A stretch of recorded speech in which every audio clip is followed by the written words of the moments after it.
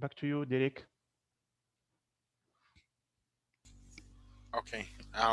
Thank you very much, Amjad, for the brief introduction. So, like Amjad had mentioned, we are having the final training on Misland service. That is both the web service and the QGIS plugin today. And I want to thank all the participants for showing up for this training. Um, just to begin with, I have a few of my colleagues with me who have been working on Misland. Apologies from Dr. Ture Suleiman. Unfortunately, he's unwell and he won't be able to attend this training today. So with me is a few of my colleagues. They can go ahead and introduce themselves. So I'll just leave the floor to them before I take it up again. Okay. Good morning, everyone, and from East Africa, Nairobi, Kenya. My name is Seth Nyawacha, part of the team that developed Misland service, and you're glad to be part of this training together. Thank you. Okay, thank you, Seth. Collins? Hi everyone. My name is Collins, part of the Locate IT team. I'm happy to be with you today and a great time, all of us.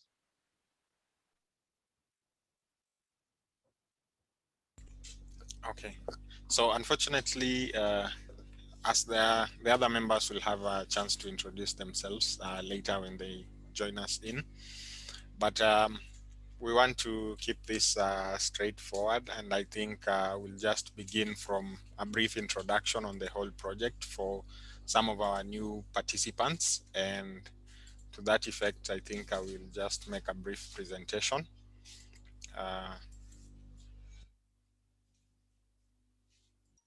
So I'll just share my screen.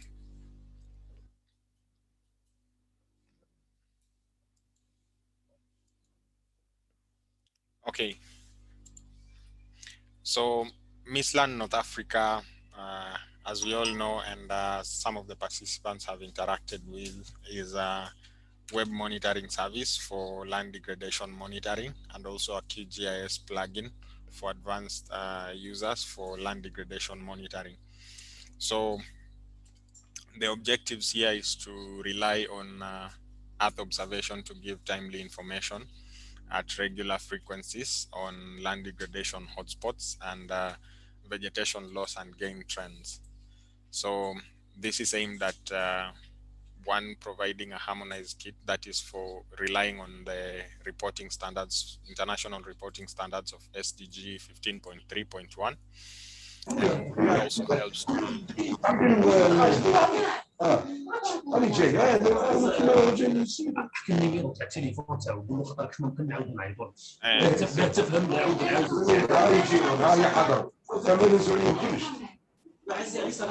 I request you. Okay, thank you. So the next objective will be to support environmental agencies and develop methodologies for indicators, indicator monitoring and evaluation, and also for disseminating information and guiding policy.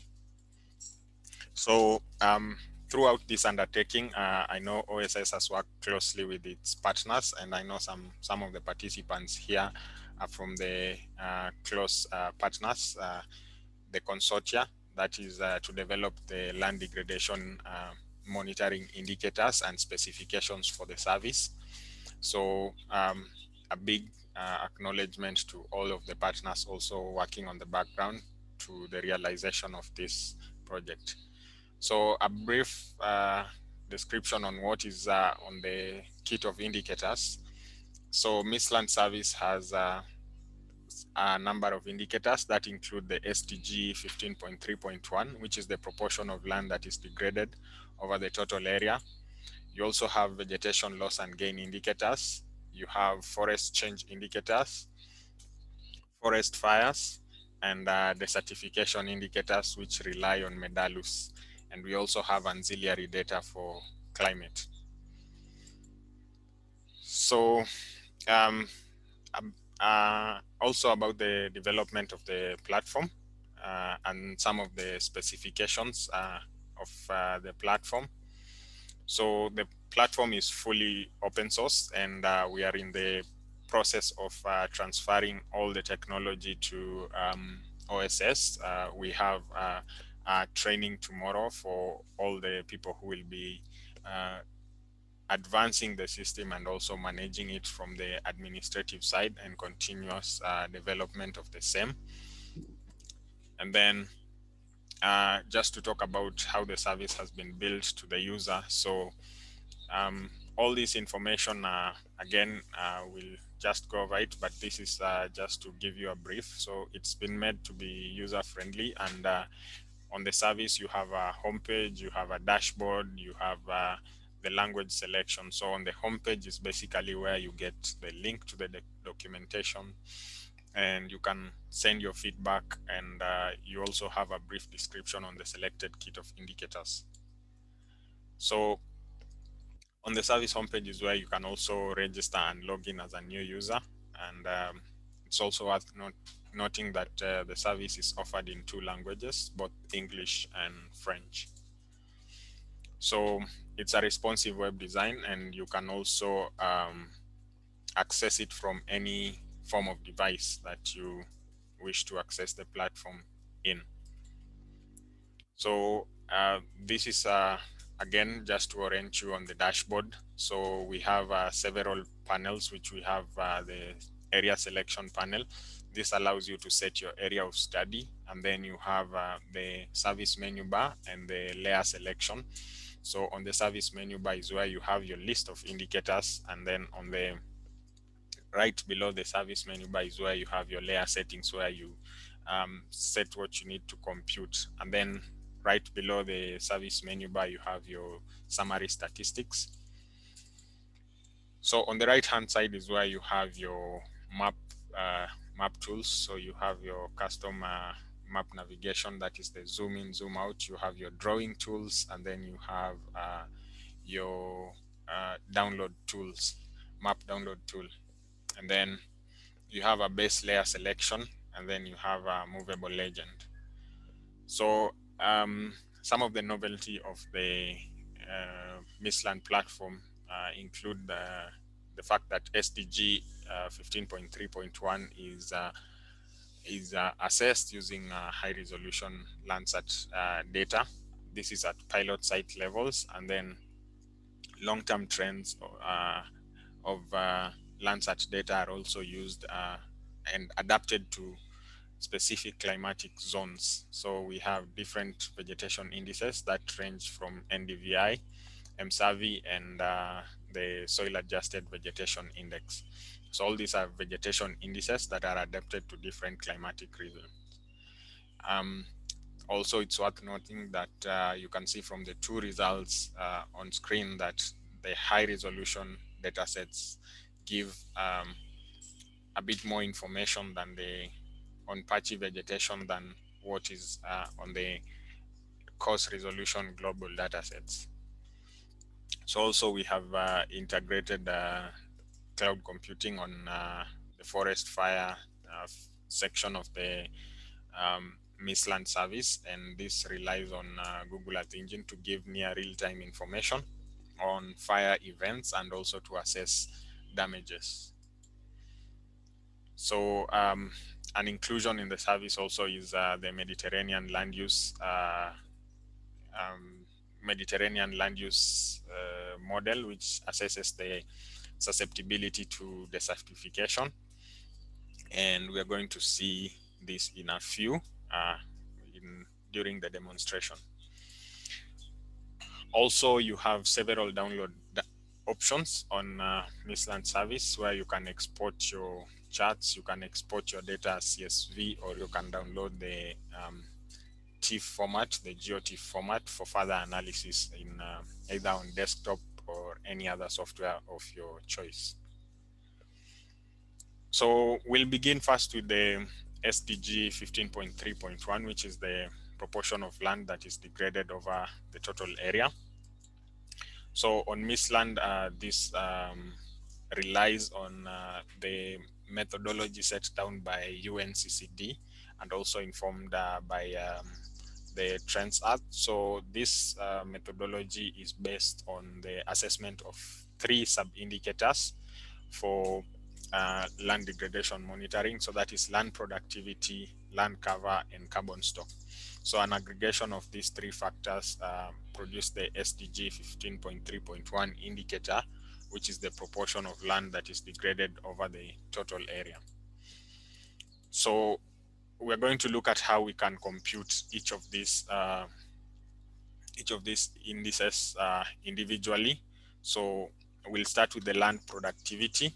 So the land productivity is basically the biological productive capacity of land, and this actually shows the effects of changes in the ecosystem functioning in terms of vegetation growth and biomass.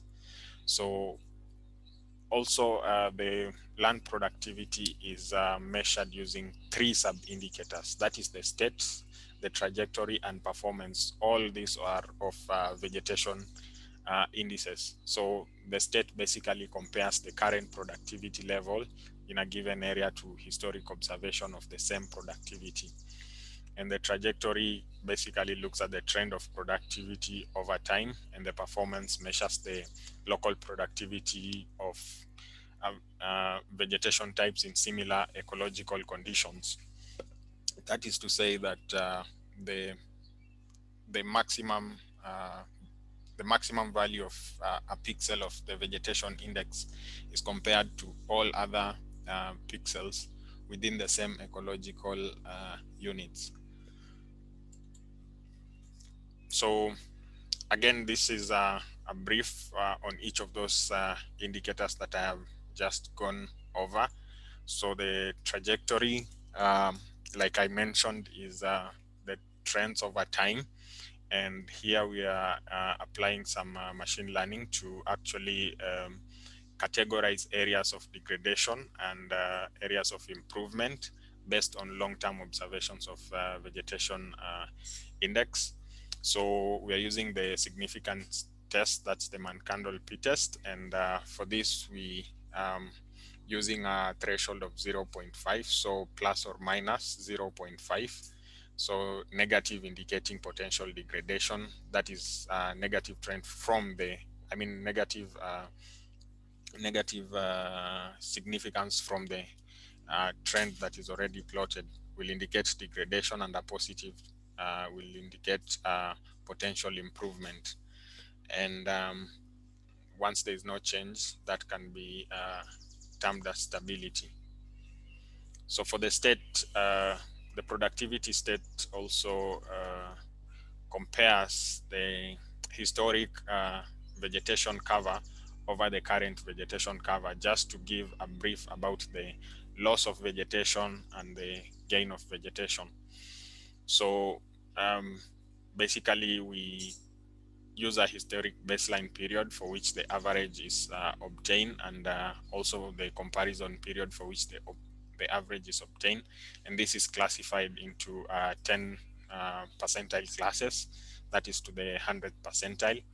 And this difference in class between the comparison period and the baseline period will yield the state of the vegetation. So if there's a positive trend of +3, that is to indicate maybe class 10 minus 5, that is +5, that's an improvement. While if there's a reduction in class, that is by -3, that is termed, by -2, that is termed as degradation. So this flowchart here gives a brief of what is happening.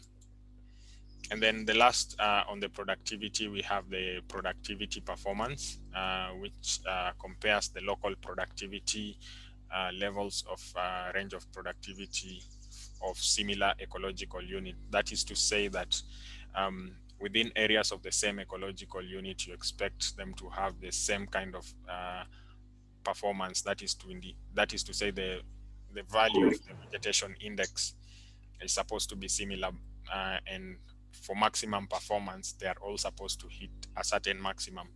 So what this particular sub-indicator under the productivity does is to pick the maximum in vegetation index in one ecological unit, which is defined as the intersection of land cover and soil data set, and then use that maximum to compare all the other observed productivity. So that particular ratio will yield the performance of an area in terms of the productivity performance.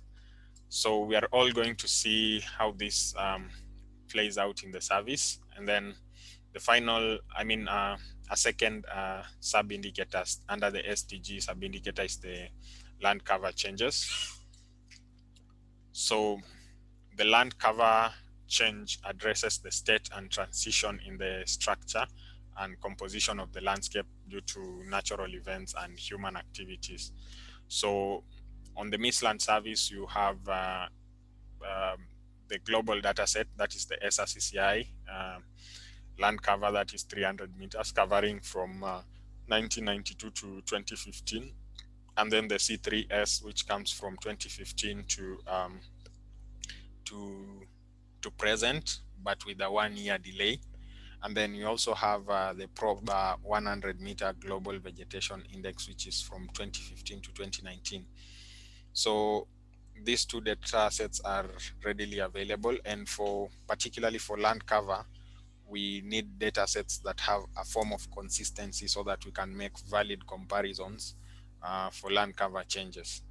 So on Misland platform, the land cover is also reclassified to 7 land classes, which is a recommendation of the UNCCD.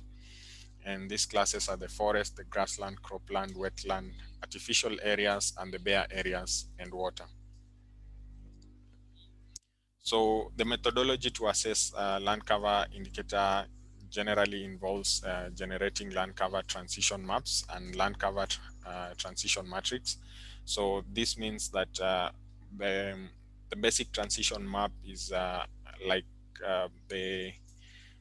the difference between the two land covers, and then whatever difference is being obtained, we use a lookup matrix for labeling it as either degradation or improvement. That is to say, if an area is transforming from a forest to a bare land, that is labeled as degradation. So we'll have a look at that also as we carry on with the demonstrations later on. And then the final sub-indicator under the SDG is the soil organic carbon sub-indicator.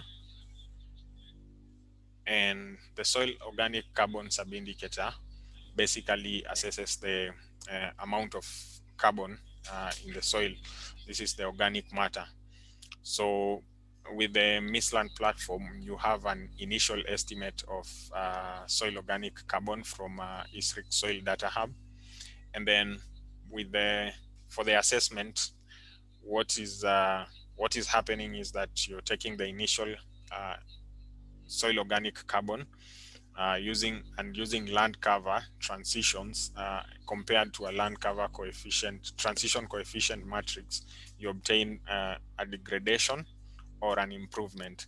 That is to say, if the land cover is transforming from let's say a forest to a bare land, that yields a negative coefficient. So that negative coefficient is what is multiplied to the initial carbon estimate so as to yield a degradation.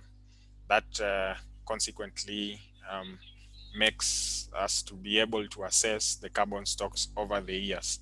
So this is because we don't carry soil surveys every other year, and this methodology is also part of the methodologies that is laid down by the UNCCD to rapidly assess soil carbon stocks. So this might not consider the above ground carbon, but also gives an indication of the carbon stock of an area. So the final land degradation neutrality indicator will combine the land productivity, the land cover, and the carbon stock indicator. So I think with that, if there's any question on that section, I will welcome any question regarding the methodology or anything that I have said before we jump into the demonstration of the SDG 15.3.1 indicator on both the service and the QGIS plugin.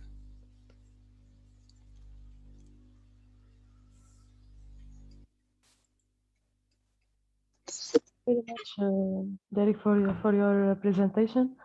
So, dear participant, if you have any question, you can you can write it on the chat box, or you can present them directly to the presenter. Thank you.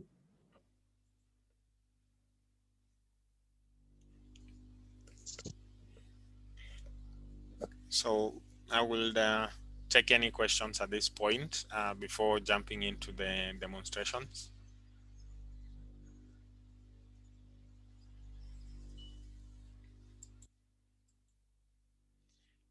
Okay, then. I think now we can just head over to the demonstration. So I'm going to demonstrate this live for the service.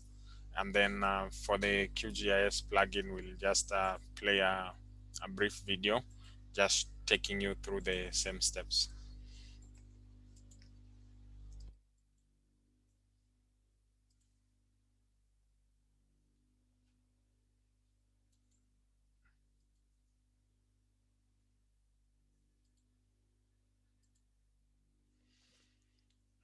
Okay, so basically this is what I was alluding to earlier.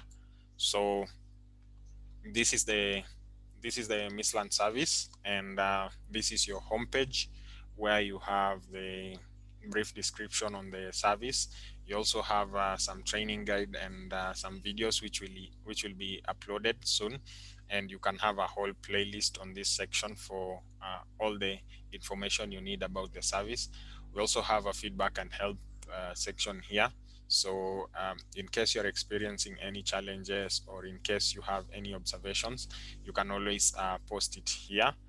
Don't be hesitant, because the team behind the platform would like to try and resolve these particular issues. And then right here, you have a brief description on all the indicators that are present on Mistland service. There's still an addition of one, which is the certification indicator. So with that, I'll just jump into the dashboard. Again, like I explained, you have your area selection here, you have your map panel on this other side, and you also have your summary statistics and your layer settings here. So I'm going to begin with the SDG, and like we mentioned, we have 3 sub-indicators under the SDG. That is the productivity, land use, land cover change, and carbon stocks. So we're going to assess, we can quickly start with the land use, land cover. Or let me just begin from here. First, we have pre-selected boundaries. These are international boundaries, and if you know your area, or these are categorized into countries and the governorates and the sub-regions or the wilayas. So you can actually, I think for this example, I can go to Egypt, then select an area in Egypt. I will select Kina. Still asks me to select an area, then I can select, I'll just select Kina again. So basically, this is how the area selection works. On the custom selection, you have this area where you can upload your custom shapefile, and then for the study area. That will require you to register as a user, and right under when you click on your profile, you can choose a shapefile in zipped format. So you zip a shapefile with all its dependencies, and then you can always select it from your particular directory that you stored locally. So I'll head back. Oh, I'll head back to the area I had selected early. That was, I think, Kina. Yes.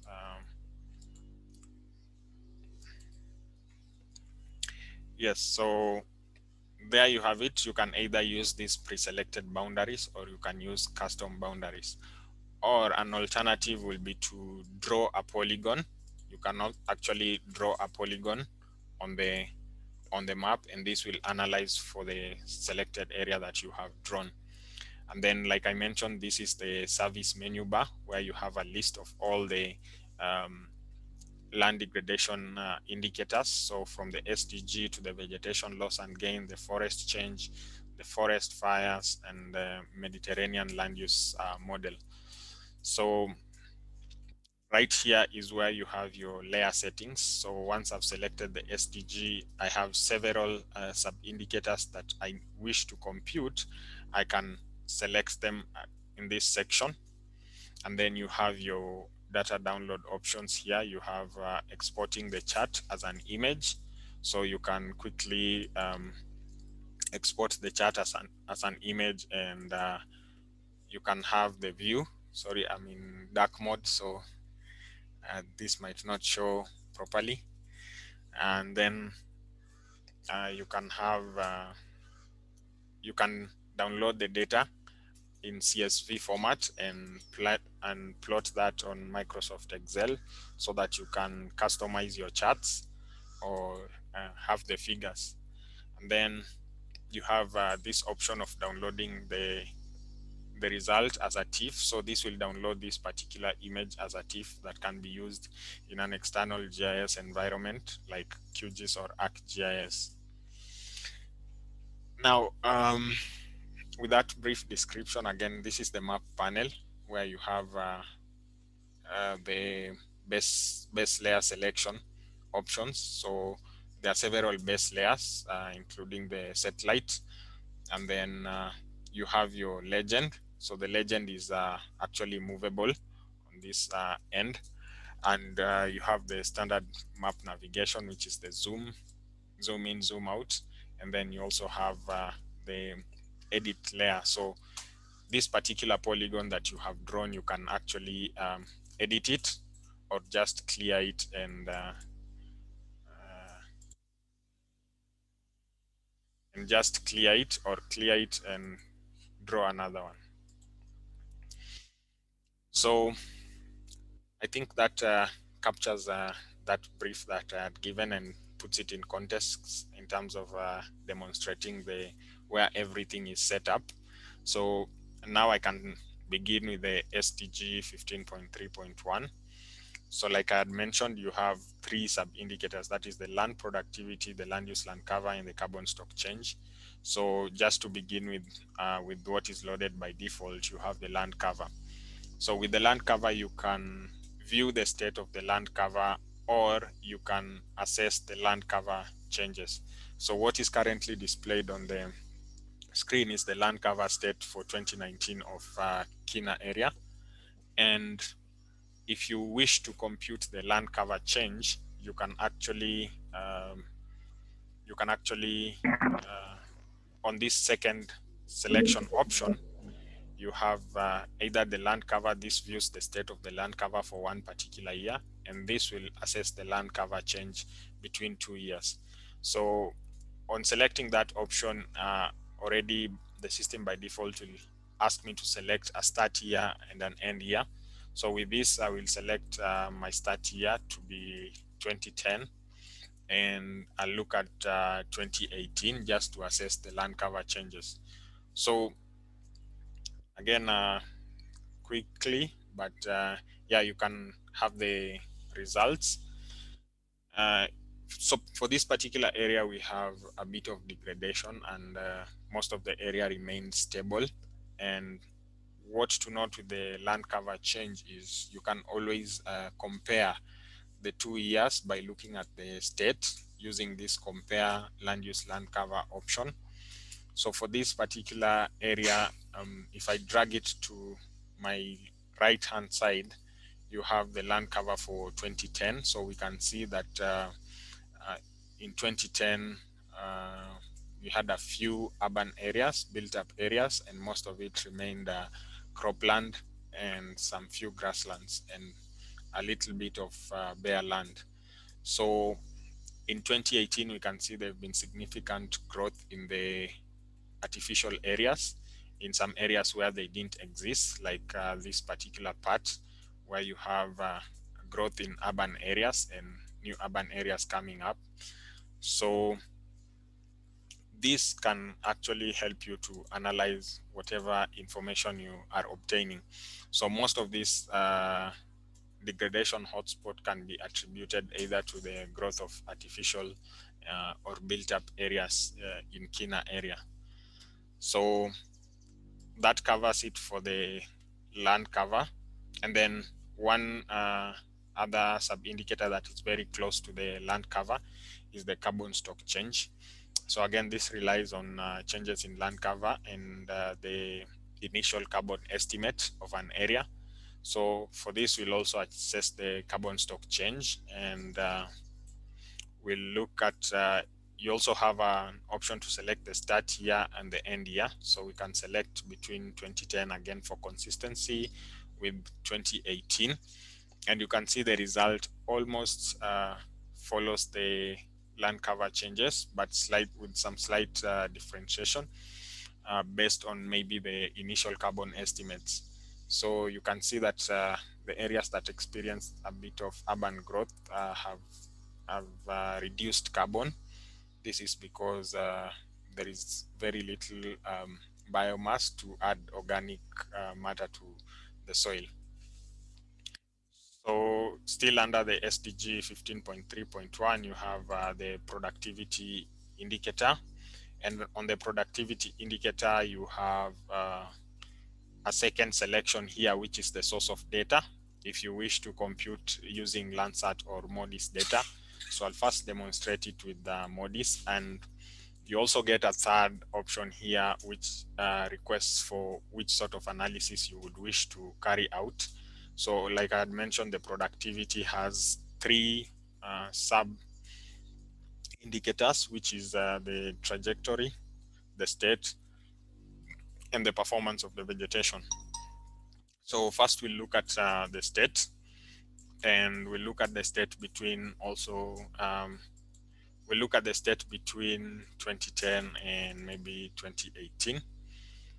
And what you see here is the possibilities of vegetation loss and gain. Like I said, the state compares the current period to a period that is historic. So we have since 2010 to 2018. So potentially in these areas, some vegetation might have been lost. There's also some gains and a bit of stability.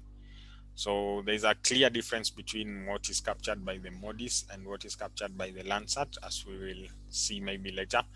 And then second, you can assess the trajectory. So the trajectory is the long-term trend. Also, I can assess the trajectory between this period, the last 8 years. And for the trajectory, this is the result that you get for this particular area in Egypt, Kina area in Egypt. So this is the long-term vegetation degradation observations. So some few areas where you have potential degradation, which could indicate a reduction in the performance of the vegetation indices. And then you have some few areas with improvement and most of the area remaining stable. So that's for the trajectory and for the productivity performance. Since most of the area was under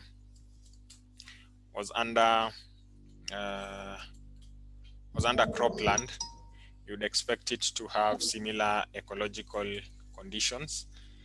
And so this excludes the water class. You can see some bit of gap on the pixel, but again, there's some potential degradation in the areas where you have urban settlement and close to the edge of the boundary where you begin to have the desert. So that is the performance, and this can be followed up by field observations or investigation to particular areas of interest that you wish to compute. So like I said, you can either download the map, and you can view that on your, if you need a quick map, or you can decide to download the data as TIFF. So you can just allow it, and then so that's complete. Oh, I think I downloaded it more than once. So this can be viewed in an external software, so like QGIS or ArcGIS, and you can perform further analysis. So I think that covers it for the productivity performance. So on the last option here on the SDG is the land degradation. So the land degradation will consider all these changes and give you one indicator that summarizes all the changes in the productivity state, in the land cover state, and in the soil organic carbon state, to give you one indication of the land degradation. So, okay, for this I will also select the MODIS and maybe select the between 2010 and 2018. So this might take a bit of time, and with this particular area of the service, once you're a registered user, it will always schedule the task for you, and you can always get the result via your email address.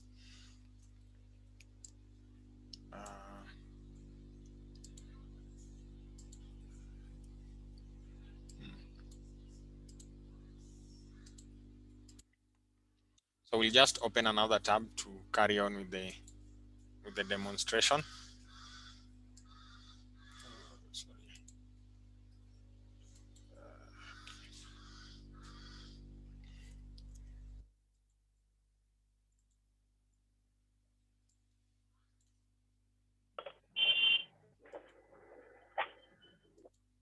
Okay. You have some of the results, but this looks like it has some form of problem because we have some missing areas, particularly on the improvement. Basically, the land degradation should be a binary classification between degraded and not degraded. So currently, we are still trying to look at which is the best fit, whether to include the improved areas, which could be false positives, or just label the improved areas as degraded areas. So we are doing some consultations with the thematic experts on the same. So what is missing on this field is potentially the improved areas, but all the stable and non-degraded, the degraded and the non-degraded areas are present. And you can see that this is mostly influenced by the state. So that covers it for the SDG 15.3.1, and just a demonstration of the high resolution data set. So with this one, I'll select land cover, and then I will choose the productivity state. And I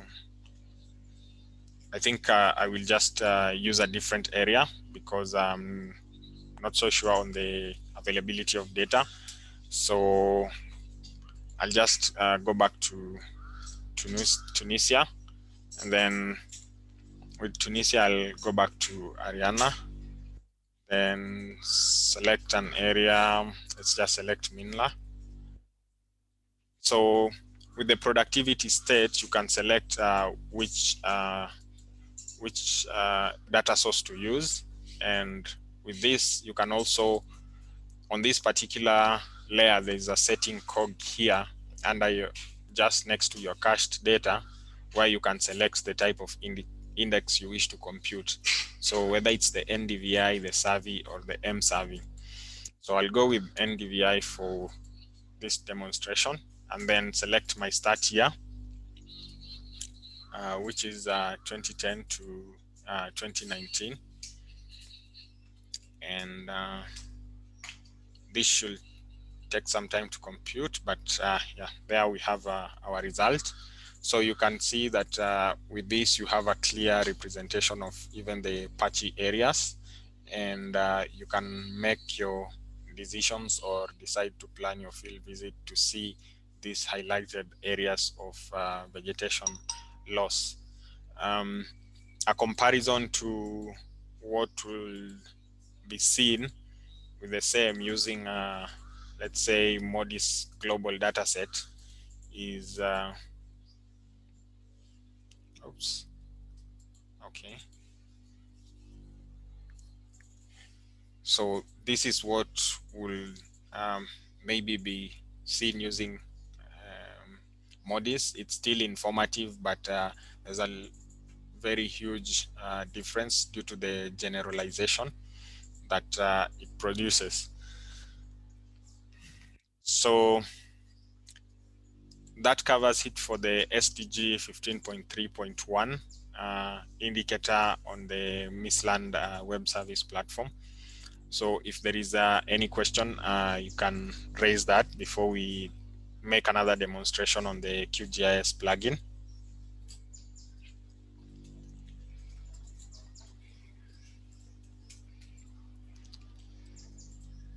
Yes, we have Mr. Brian O'Connor. Yes, thank you, Derek. Can you hear me? Yes. Thank you very much for the demonstration. I'm Brian O'Connor. I'm sitting here in Bonn, Germany at the UNCCD Secretariat, and I'm a spatial data specialist. Okay. I just wanted to firstly say that we have a new version of the Good Practice Guidance on SDG 15.3.1 due to be released this week. And I have noted that there are some slight changes in this new version of the Good Practice that you'll need to take on board in Misland. For example, some of the Z-score thresholds being used for trend are now been revised. So I'd encourage you just to take a look at that as soon as it's released. In terms of a couple of other just small comments on the soil organic carbon sub-indicator, I'd just like to emphasize that we use soil organic carbon as a proxy for total carbon. And we are eventually planning to move toward an indicator which is representative of a holistic view of carbon across the ecosystem. But because of a lack of available data at the global scale, soil organic carbon is currently our proxy sub-indicator. In terms of allowing some of the functionality you've allowed in Misland, which is great in terms of flexibility and looking at different time periods and slicing the data into different time periods. We do have very fixed time periods in terms of reporting to the UNCCD. We have a baseline period from 2000 to 2015, and then our current reporting period, which is 2016 to 2019. So just to be clear, even though you can certainly look at different time periods through the tool, that we do have very fixed time periods, which we would expect countries to report to the UNCCD when it comes to reporting time. And my final comment is just on the land cover data sets that you presented, the ESA-CCI and Copernicus. I would say that we need to be careful about making comparisons between those two data sets. And even though you do say that it is valid to compare between the data sets when you group the land cover classes into our 7 UNCCD classes, that there are other changes in methodology, for example, between ESA-CCI and this Copernicus data set based on PROBA-V, which sometimes can introduce error. Sometimes we don't know what's true change and false change. So one of the things here at the UNCCD we're trying to work on is to produce a recalculated default data set at high resolution for the entire time period with colleagues at NASA, for example. So yeah, just to emphasize that we need to be a little bit cautious in terms of combining those two data sets over long time periods periods to do change analysis.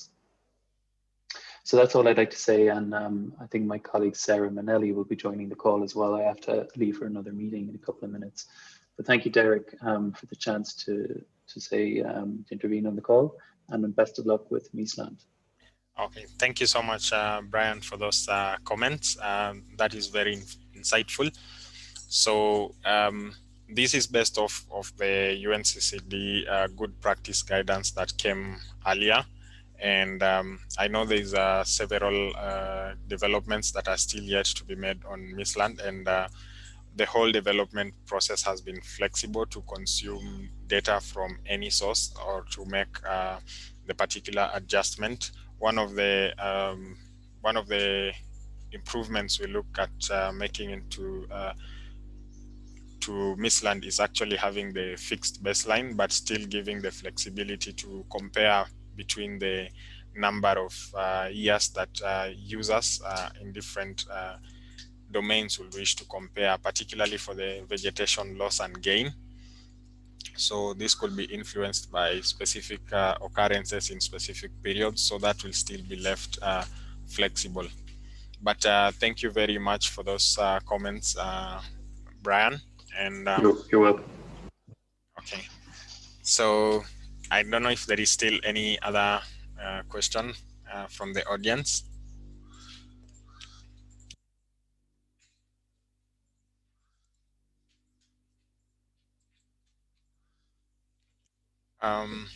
Okay, so if there is no question, I'll do a brief demonstration also on the QGIS plugin for assessing the land use, land cover changes, the productivity, and the soil organic carbon, and consequently the land degradation. So with that,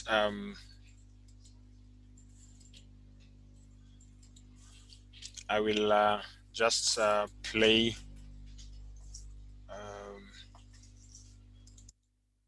Hello, I am Grace Amondi, and welcome. I'm going to play a video. No, I can't. Okay. Okay. So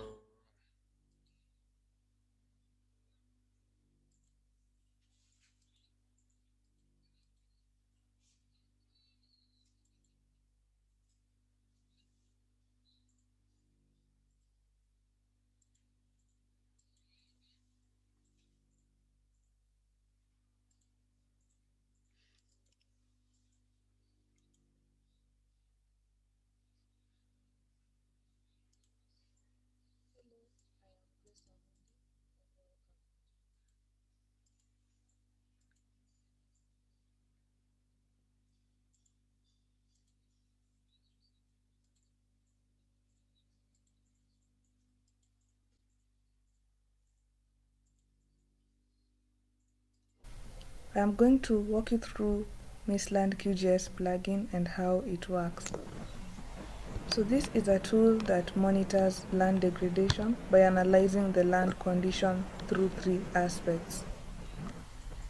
These aspects, according to the SDG 15.3.1, are land productivity change, land cover change, and soil organic carbon. This tool comes in with pre-populated data sets on land productivity, including MODIS data, AVHRR, Landsat, annual mean and DVI data sets, as well as UNCCD default data, that is the land productivity dynamics from JRC. It also provides land cover data from the European Space Agency CCI. The user can also provide local data when it is available. We are going to head on to the plugin and see how it works. Now this is the plugin's toolbar, provided with various icons. Before you can have this plugin in place, you need to install it. To install the plugin is pretty easy. Just go to Plugins, Manage and Install Plugins. Then you're going to install it from zip. You're going to browse to the location where your plugin is, select it and install. Now once you have installed, it is going to appear in the All tab as shown. Then ensure that it is activated through this tick or check. Once your plugin is installed, this tool will be shown. You can also access the plugin via the raster Misland option.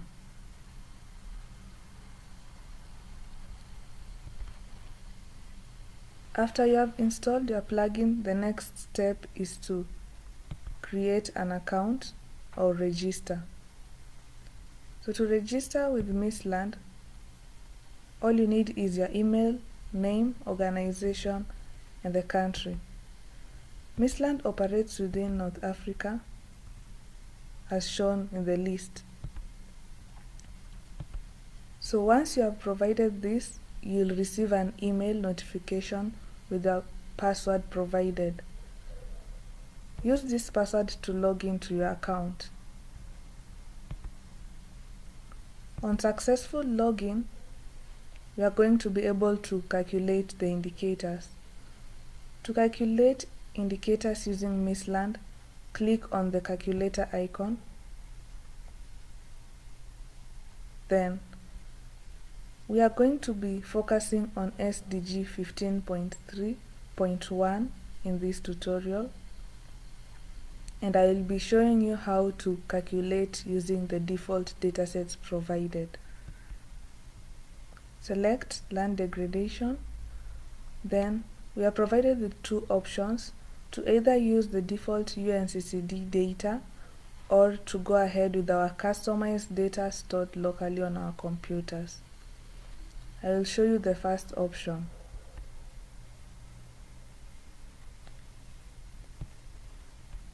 Now the first tab allows you to set up the period with which your study is confined within. So the user is allowed to select the year, initial year and the final years, and this will be supplied to productivity, land cover and soil organic carbon. Then the user is allowed to select a land productivity dataset. So you have two options. You can have the Misland land productivity data or use the UNCCD default data. We are going to stick to the first option, the default Misland land productivity data. Now the productivity is split into the state, performance, and the trajectory. The next tab provides you with a chance to edit the definition of the aggregation of the land cover classes from European Space Agency. This data contains 36 classes which are then remapped or reclassified into 7 classes. So in order to edit the definition,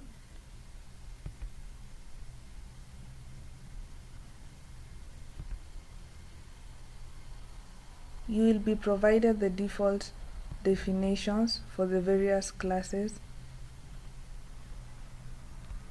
If this does not agree with your current study, then you are allowed to change. For example, tree or shrub cover can be switched to tree covered, the cropland maybe to grassland. So the user is provided an option to change these reclassifications based on their study and save this definition to a file. Also, the user can load their existing definition from a file or reset it to default. And then once you are done, click Save. The next tab is the transition matrix, and it provides you with the option to either select or specify a degradation improvement or a stable observation in land cover.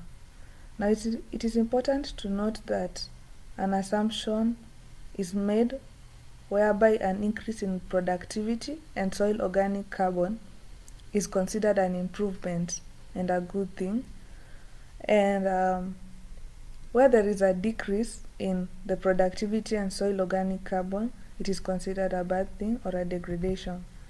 But when it comes to land cover, we have to look at it in terms of specific classes. So in this case, tree covered in the initial year and tree covered in the target year. So let's say the initial year is 2010 and the target year is 2015. So if the tree covered remained tree covered in 2015, then we are going to say this is a stable change, or rather there was no change.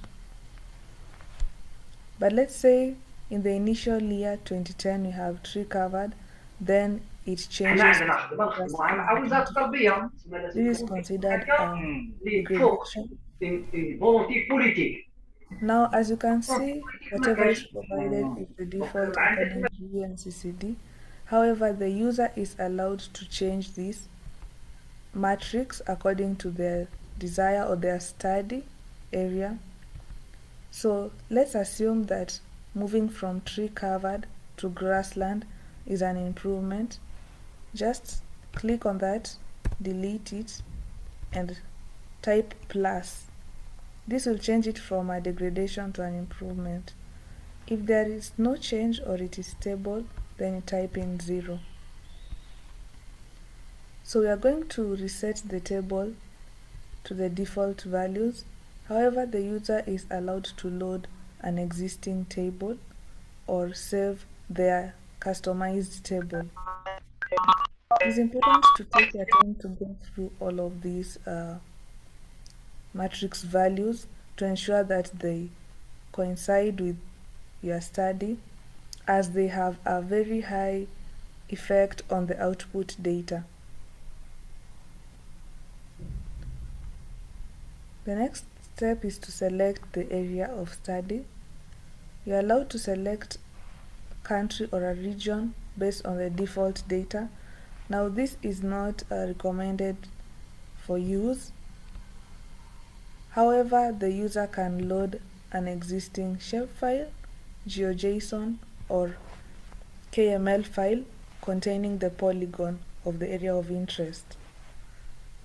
Also, the user can provide a point by clicking on this button, OK, and choosing a point.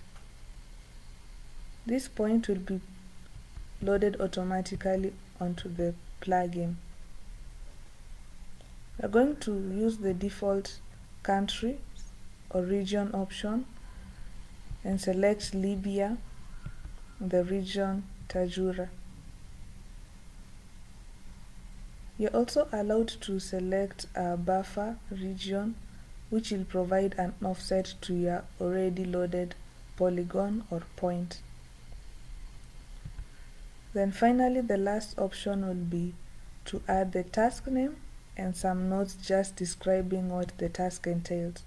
This is an important step in helping you keep track and order of your tasks.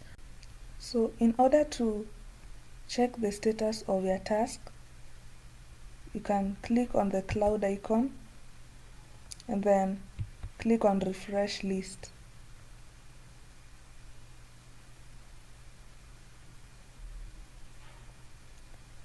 Now the status will either be running or finished or failed, depending on what has been logged. So if the task has finished, you will also receive an email informing you that the task has run successfully. So the next step will be to download the results by clicking on the task and then downloading the result. So we are going to give it a name and click OK. The data will be loaded onto QGIS and styled automatically. So as you can see, the data is a TIFF file that is being downloaded from the internet.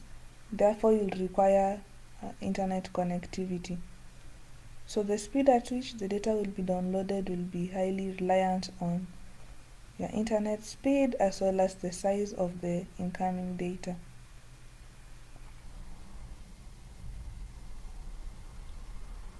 As you can see, the data has finished downloading and it is automatically loaded and styled in QGIS. So the data is loaded as shown, where red represents a degradation, green an improvement, and cream or yellow a stable state. Also, we have land cover degradation comparing from 2001 all the way to 2015, and this is also based on the transition matrix that we have selected for the computation. Productivity generates 3 subsets. We have the state from 2001 to 2012 all the way to 2013 to 2015, and then the performance and the trajectory. Now this data, as you see, is okay, but it doesn't have context to it, so we need to have a base map. For that, you'll select this visualization tool, and then we're going to add a base map. Now remember that this data is not the official boundaries data, but just a provision. So we're going to select the area which is Libya, Tajura. And then this will be loaded onto QGIS and provide more context to where we are in the map. So we are going to add a base map. Click on the visualization icon, then add a base map. Now remember, this boundaries data is based on natural earth and it might not be recommended for use. However, it's just a provision.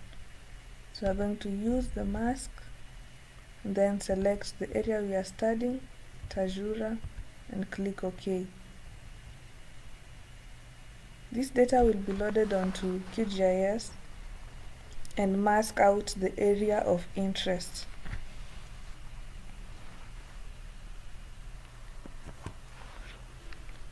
Now the base map is loaded and you can see a better view of the data. You're able to see it is within Libya and the region. Now the next thing will be to calculate the SDG 15.3.1 combined layer that combines productivity, land cover, and soil organic carbon. So to do that, you're going to select land degradation and go to the calculate final option. So if the data is already loaded onto QGIS, it will be pre-populated on the fields. Otherwise, you'll have to load them manually. So you have the data for productivity, land cover, and soil organic carbon. You can choose to use the UNCCD default data for land productivity. However, we'll stick to our already produced data. Then next, here we specify the output of the layer as well as the summary table. So provide a name for the layer.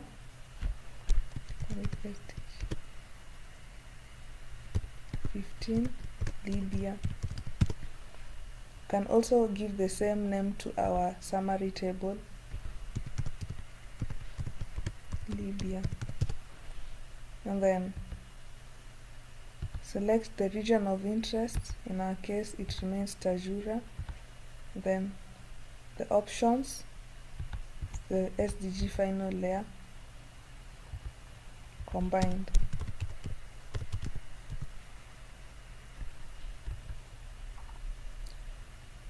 Then calculate that. So this process does not require internet connection and will run locally on your machine However, it relies on the size of the data as well as the processing power of your device. Okay, so once it has completed, you'll be told where the file has been saved, and then you can click OK.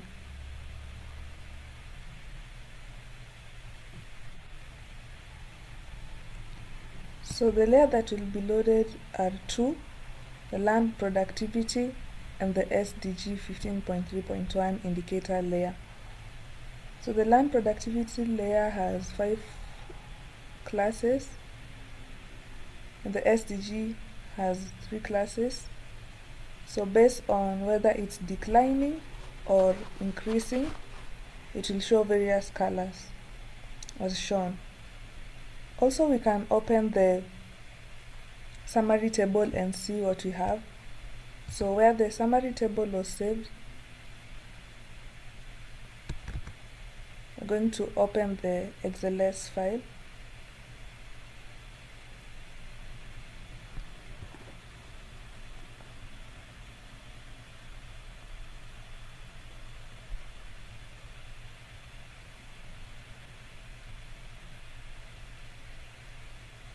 And then you'll be able to see various tables. For example, this one shows a summary of SDG 15.3.1 for the area of study, with 35% of the area being improved, while 25% degraded and 38.6 remained stable. You can also check the productivity. So similar to the SDG 15.3.1, we have the productivity area coverage for degradation and improvement, as well as stability, as well as other tables as shown.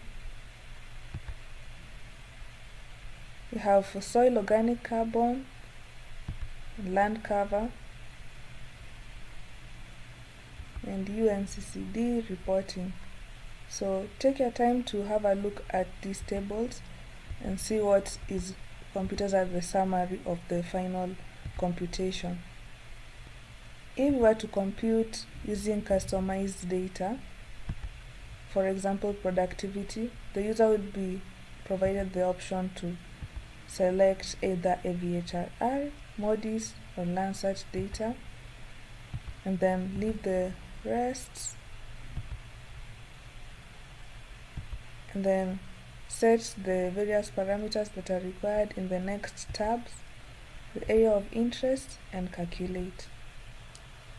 So in summary, we have been able to install the plugin through the plugins option, then register an account with Misland, log into the account, run SDG 15.3 sub-indicators computation, and then check the task status, and then you have been able to download and load the data onto QGIS, then add a base map, then finally calculate SDG 15.3.1 combined layer and load the summary table in Excel document. For more information, visit Misland documentation on misland.readthedocs.io. Here you'll be able to see a well-detailed explanation of everything, including the plugin and the web service. Thank you for your attention, and I hope you have a great day.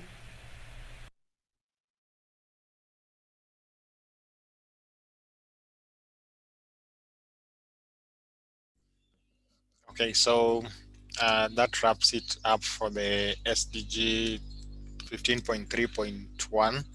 So a demonstration on the service and also on the QGIS plugin. I don't know if at this point still there is any question in that area. Excuse me, I have a question, please. Yes. For calculating the SDG sub-indicator in Misland plugin, I tried to use like a shape file for the area of interest for the whole area of Egypt. but for the plugin, it doesn't accept this shape file and give me it have like larger area than wanted in the plugin. And I tried it in Earth Trend, but it gave me a result in Earth Trend and do the process of calculating the SDG sub-indicator. I need to know, does this problem taken in account in the development version of Misland plugin or not? Oh, yes. That is a very good observation, Mr. Hussein. So currently, when the plugin was still under development, we were relying on some minimal resources in terms of computing power and storage. And because of what is happening, we've had some issues trying to get a server and set up at the OSS premise where all the resources can be made available.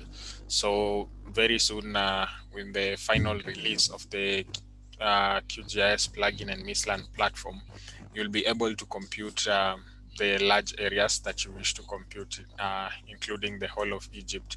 But that is just a restriction that was enforced on the computation, because at this phase we were just testing out and we didn't want to maximize all the resources and exhaust them before the completion of development. I don't know if that answers your concern, Mr. Hussein. Sure. It answered my question, but I have a second question, but it may be technical for using the Qgis, the program of Qgis. When I have the result of SDG sub-indicator, like for example, like land cover, land use change, it gives me subclasses. When I try to change the symbology or the color of these classes in Qgis, it changes all the color that I get it in the default of the program. I need to see like example or something like this for changing the symbology of the color of the subclasses of the sub-indicator. Okay, so you will like to use your custom symbology? Yes, sure. Yes, when I try to use the customized symbology, but it completely changes all the symbols. I need to change like one symbol with the black color because it is the most common color on my area of interest is the black color. So I need to change this black color. When I try to change the black color, it doesn't give me a good result. It changes all the default color in the program. Okay, I think that is well noted, Mr. Hussein, and we'll look into the same issue in terms of the symbology and classification. We might make a follow-up with you also on the same issue. So just in case we reach out, you can still assist us with some further information on the same issue that you're raising. Yes. Okay, so thank you. Thank you so much. I don't know if there's still any more questions before we move into the next session, or Amjad, would you like to interject? Or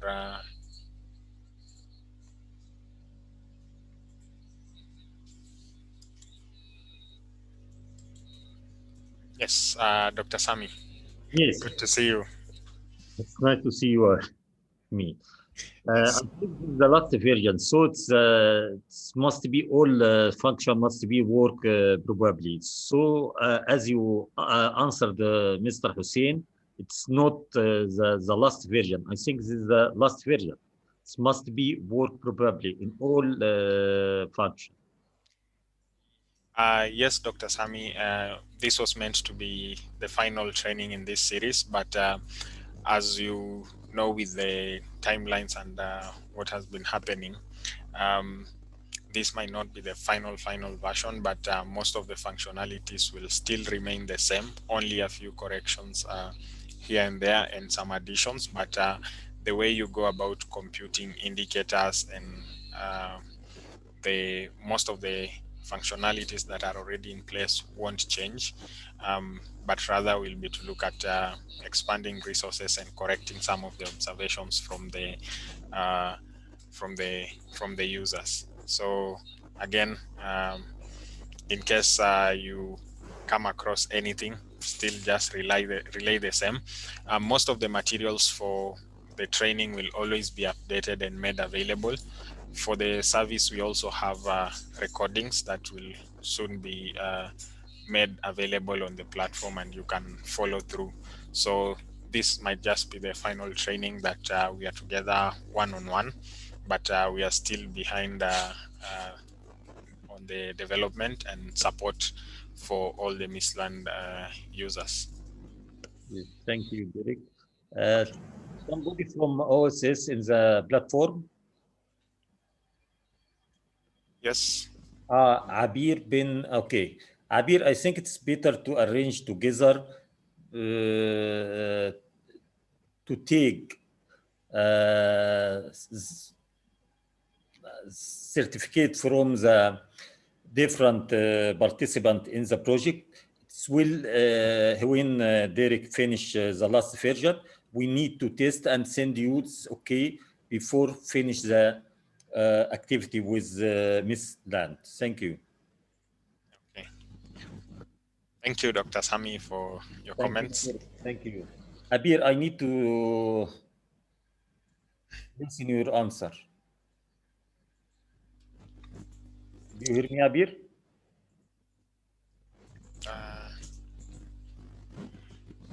I think Abir or Amjad might be engaged currently.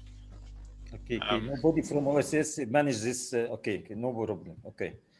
Okay. Thank you. I was in communication with Abir, and I think I will send the email to Mustafa or Murad. Thank you, Derek. Okay. Yes. So I think we'll move to the next demonstration, which was the vegetation loss and gain. So for the vegetation loss and gain, just to take you back to the service, I think I had briefly shown this. Again, it's very quick and intuitive on the service, but I will go over some few more things. So basically, to assess the vegetation loss and gain, you have on the service menu bar, you have this part on vegetation loss and gain.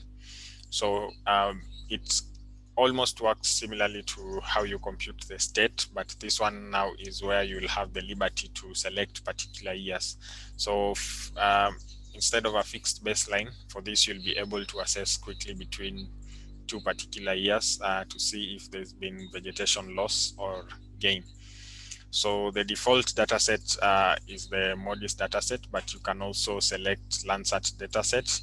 And with the Landsat dataset, you can either select the survey or the M survey.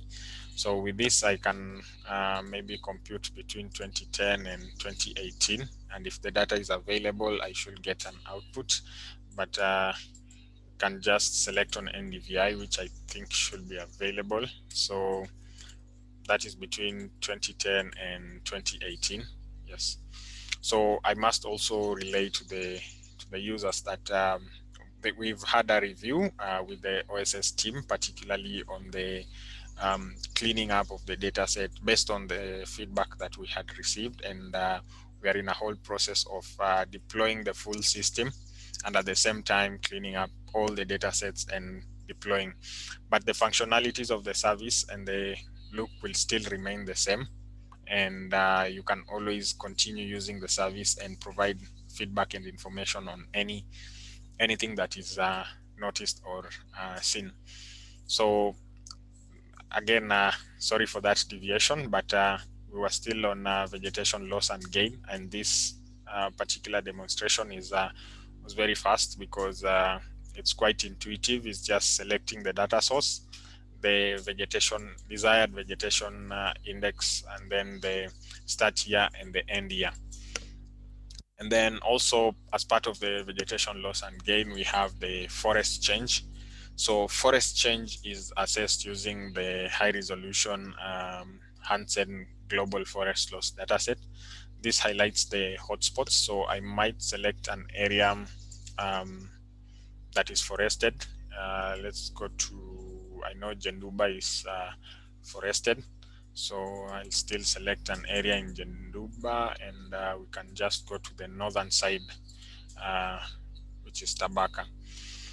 So with this, you have the source indicating forest loss hotspots in each of the years. So we only have one data source here, which is the Hansen. So previously we had been using the land cover, but due to some of the classifications of misclassifications of some areas as forest, including olive trees, which are agricultural areas, we decided to use the Hansen high resolution forest loss that is derived from Landsat. So with this, you can select a particular year. For instance, I can go to 2019, and you will notice some, within the area, you'll notice some forest loss hotspots that can be seen.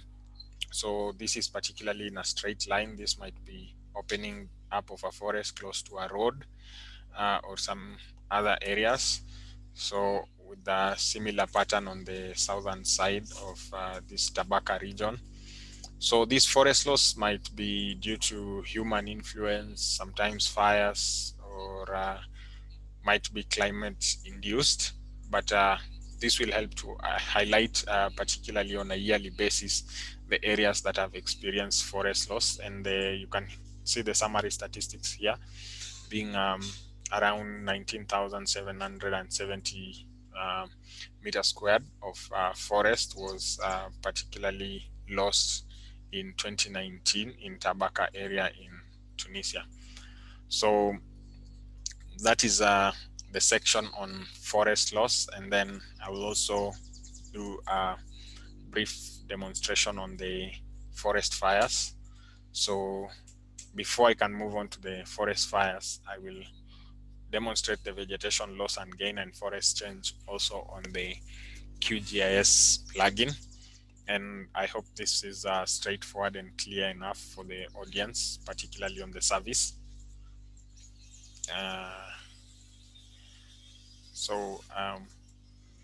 To do this on the QGIS plugin, I will briefly demonstrate that.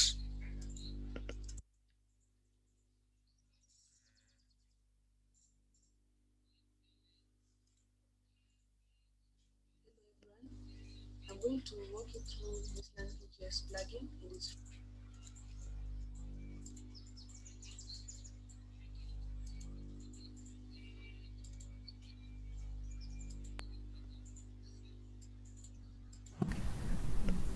Hello everyone, I'm going to walk you through Misland Qgis plugin and its functionalities in monitoring vegetation degradation. Now the Qgis plugin has support for vegetation indices time series, that is the NDVI, MSurvey2 and survey indices. Also has support for monitoring the forest change and its total carbon over time, and also monitoring the forest fires using the normalized burnt ratio index. This is my QGIS interface. So the first and foremost thing will be to update to the latest version of the QGIS plugin. So from the provided file for the plugin, you'll be able to install it from the plugin sections at the top bar.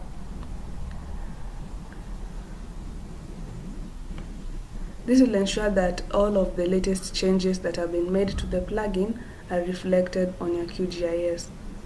This is an important step before running any process, whether or not you had the plugin installed.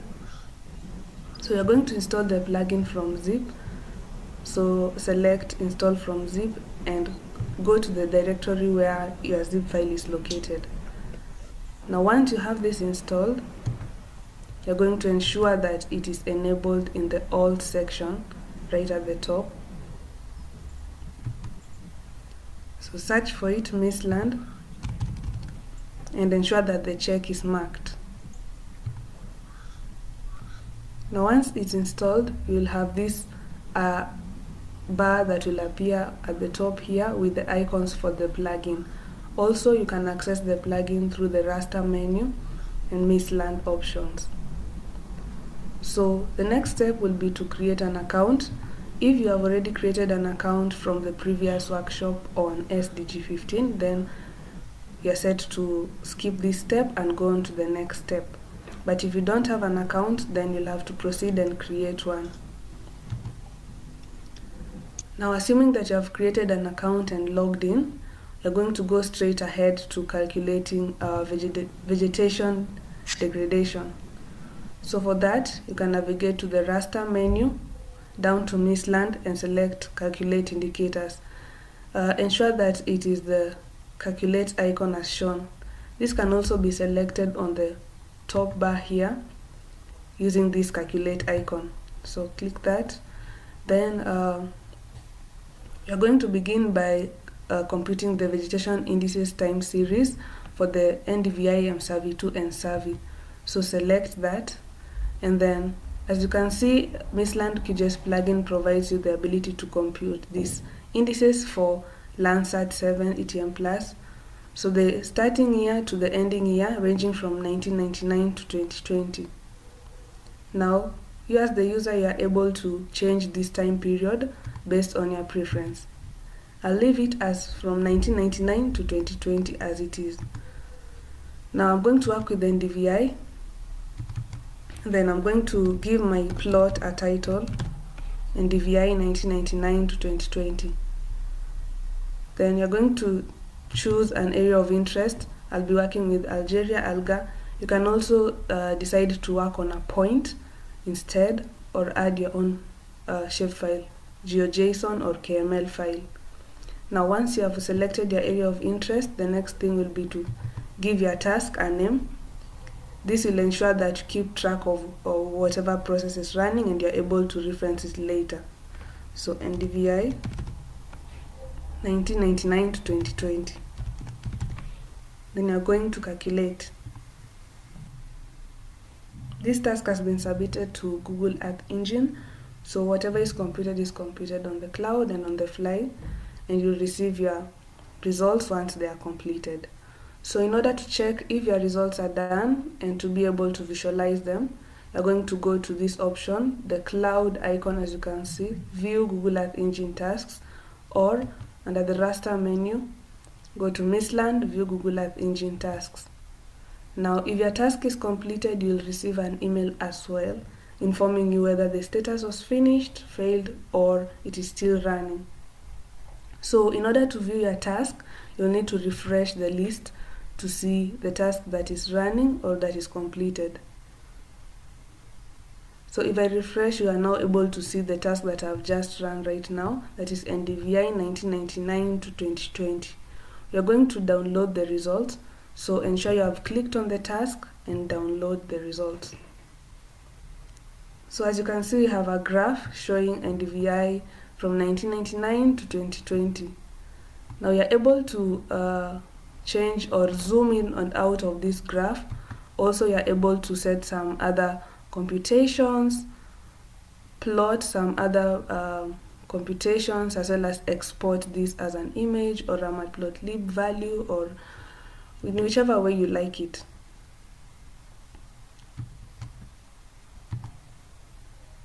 So the next thing, we're going to try and plot the same graph, but this time you're going to do MSAVI2 and compare it to NDVI. So I'm going to select MSAVI2,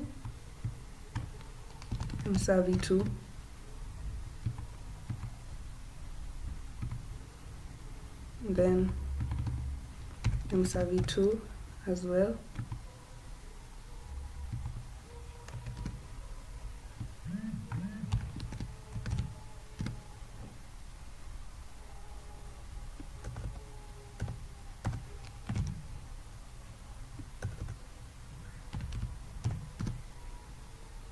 And calculate this.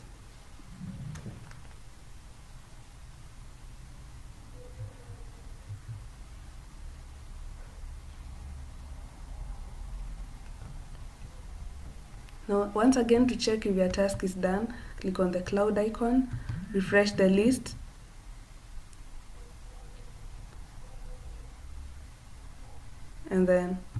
download the results. Now for time series, it is a fast computation and should take a short time. Now let's compare the MSurvey2 graph with the NDVI graph. So I will zoom in and put them side by side. So you can take your time to have a look at the graph and see what are these variations and what could be the probable cause. Probably because MSurvey2 compared to NDVI uses a different formula, which accounts for change in the graph. Now this data is plotted by NDVI times 10,000.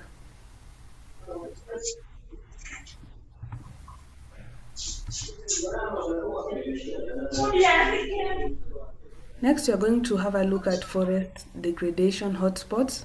Now we are dividing them into the forest change and total carbon and the forest fires. So for the forest change and total carbon, you're going to select that. And the first step is to calculate the forest change and total carbon. So we are going to click that. Then this uses the Hansen Global Forest Change data, which is at 30-meter resolution. And you're going to select the period. For this case, I'll use 2001 to 2015. And I'm going to set a forest cover considered percentage of 10%. Then the method that you'll use for above ground biomass will be woods or geocarbon. Based on your preference, Woods Hole Research Center uses 30-meter resolution, geocarbon 1 kilometer resolution, and the method for calculation of the root to shoot ratio. We have the two methods, Mokani and IPCC. So I'll leave this as it is, and then the area of interest will stick to Algeria alga. So now I'll name my task forest change alga, and then have that also in the notes. Now calculate that. Now this script will be sent to Google Earth Engine as well and will run. Once it's completed, you'll receive both an email and you'll be able to see whether the task has completed. The results will be 2 images. So let us check if the task is done. Now if you refresh, this might take some time, about 1 to 2 minutes, depending on the size of the area of interest, as well as maybe the internet connectivity speed. But for this purpose, I'll be using one that I had already created. So I'll just download this. And then give it a name.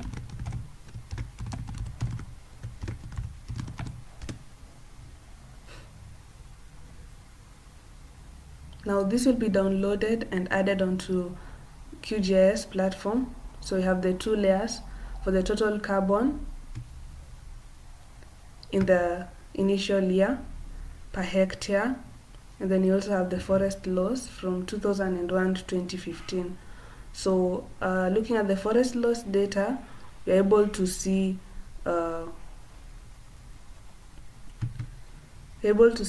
water, non-forest area, forest loss in 2001 and forest loss in 2015. Now remember, all of these outputs will be based on the parameters you had put, also the method you selected before you run the process. So ensure that this goes hand in hand with your research or application. Now this does not end here. So for forest change and total carbon, you are now able to create a summary table similar to what is done in SDG 15. So for that, you're going to calculate a carbon change summary table. So you notice that the 2 layers have been automatically added onto the plugin. So if the layers are added onto QGIS, then they're automatically reflected on the plugin. But if not, you'll have to load them manually from their JSON files as shown.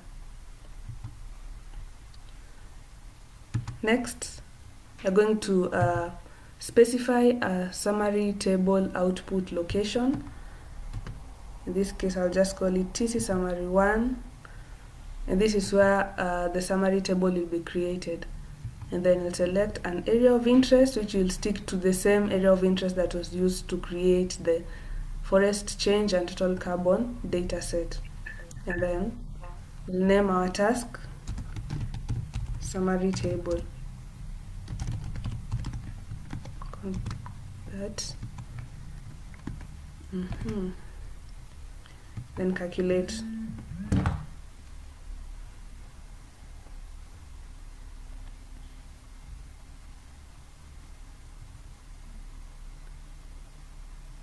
Now this is running, and once it's done, you'll receive a notification on the side that it has completed and that your summary table is in place and ready to be checked.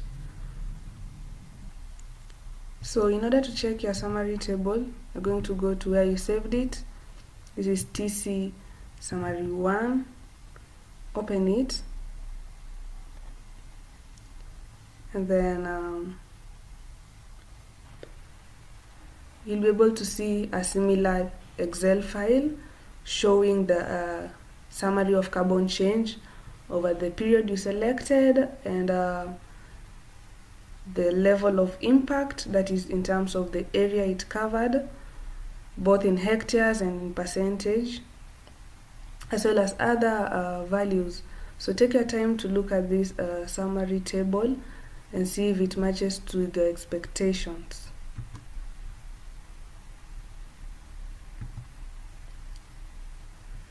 Now the next thing is the forest fires, and this one uses the normalized burnt ratio index, which compares the pre-fire period to the post-fire period and computes a pre-fire normalized burnt ratio and a post-fire normalized burnt ratio, and then subtracts the post from the pre in order to come up with a delta normalized burnt ratio. So we have two data sets that are supported. You can have Landsat 8 or Sentinel-2, and for each of them you're able to select the pre and post fire period. So I'll be using the pre-fire, I'll be using the Sentinel-2 data set and select a pre-fire period. So June 2017, probably on the 1st, and also up to the 30th. And then for the post-fire period from September 4th to September 30th. Next, the area of interest, we'll just leave it with alga, and then name our task fire alga.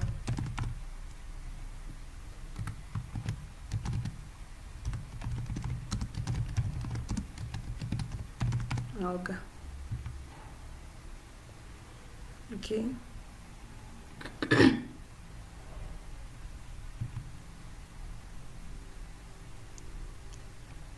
Then let's calculate that. This will also take some time. It's generating 3 data sets. It will give both the post-fire NBR dataset, pre-fire NBR dataset, and the delta NBR dataset. So this script will be run on Google Earth Engine and will return the output, which you can check via the View Google Earth Engine tasks and refresh our results.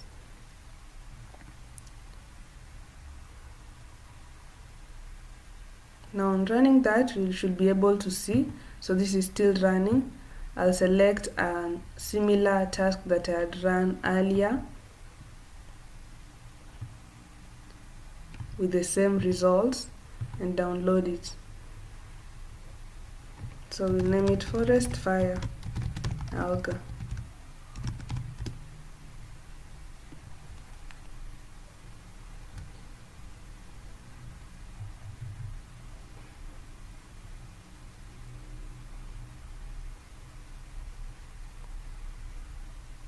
Okay. Now I'll disable these other layers so that you can focus on the forest fires. So this alga region, we have the post-fire dataset as shown to appear here. And then you have the pre-fire NBR also that appears here. So a subtraction of the two should generate the delta normalized burnt ratio as shown. Take your time to look at these three data sets and make comparisons.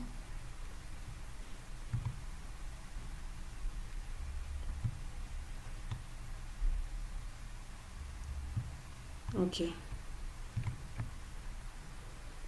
So in a nutshell, we have been able to look at Misland Qgis plugin and its support for monitoring vegetation degradation using the vegetation indices, also using forest fires, and also forest change and total carbon over time. Thank you.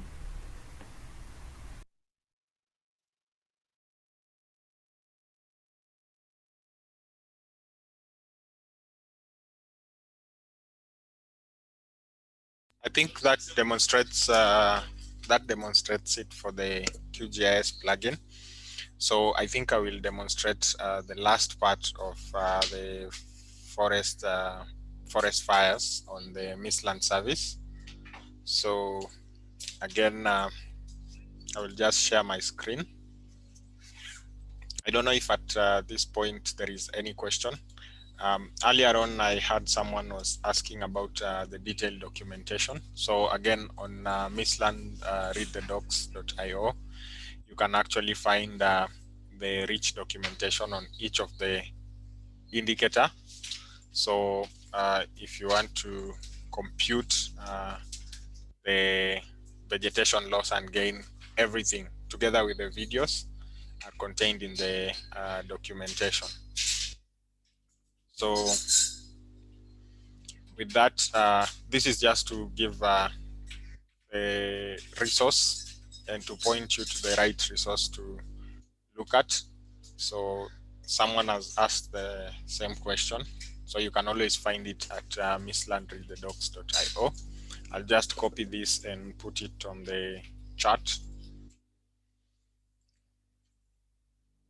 Oops.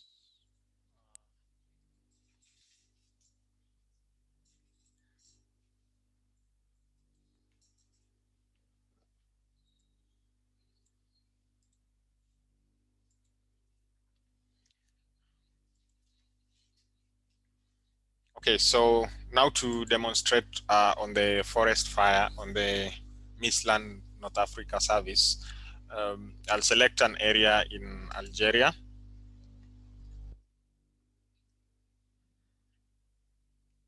So still select, let me use the satellite. So a few,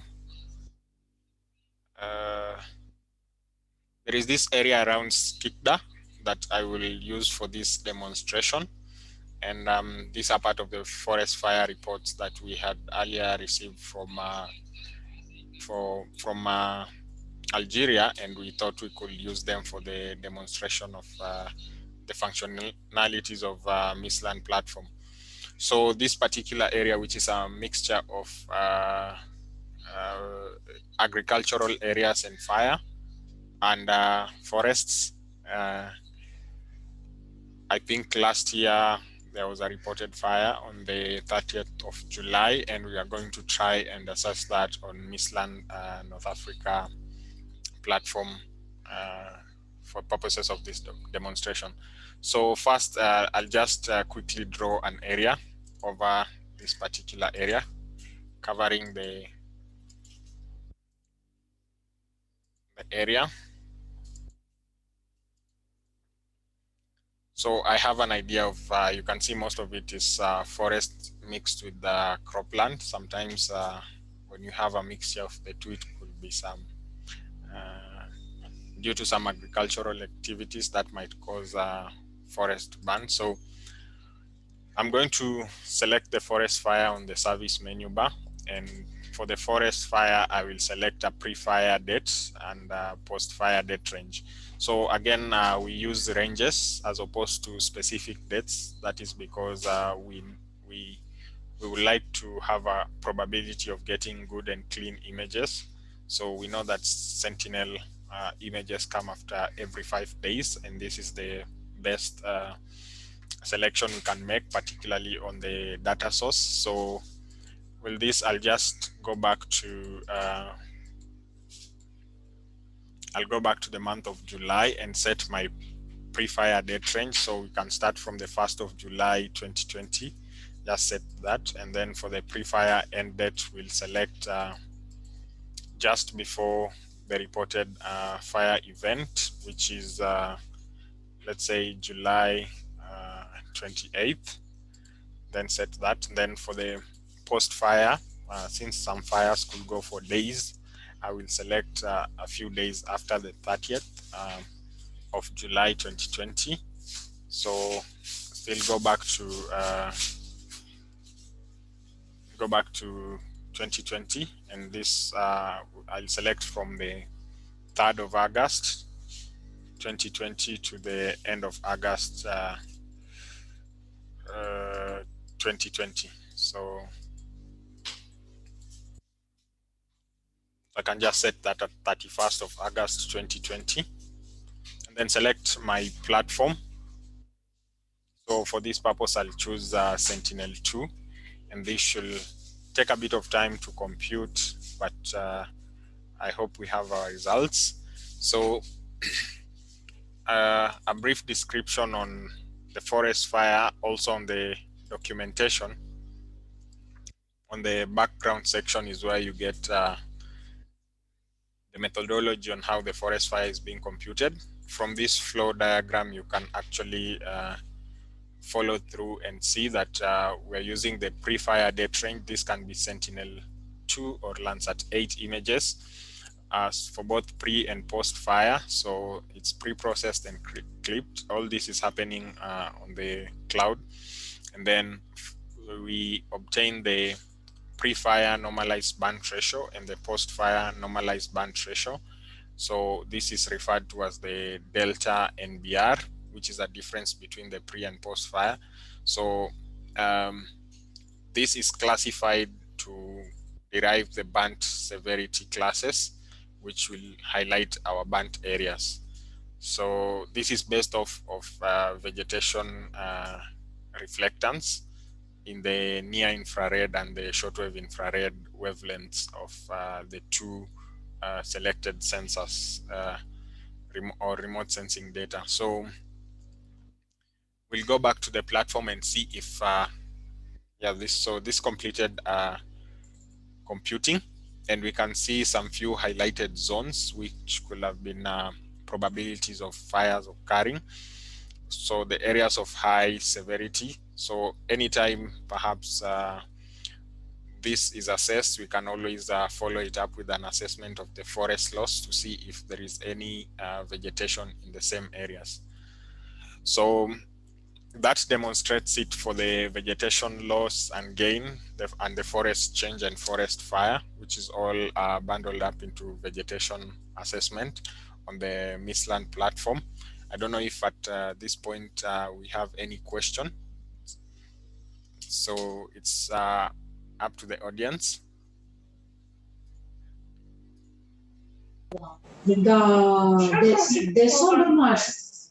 De décembre mars sur janvier mars. Total mois.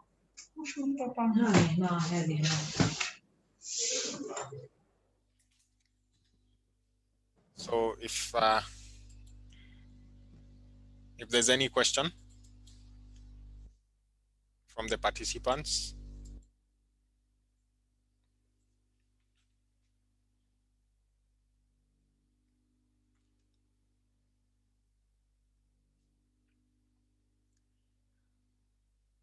Okay, then if there are no questions on that particular area, then we can quickly move on to the next demonstration, which is a demonstration on the certification indicators, also which are included as part of the land degradation indicators on the Misland service.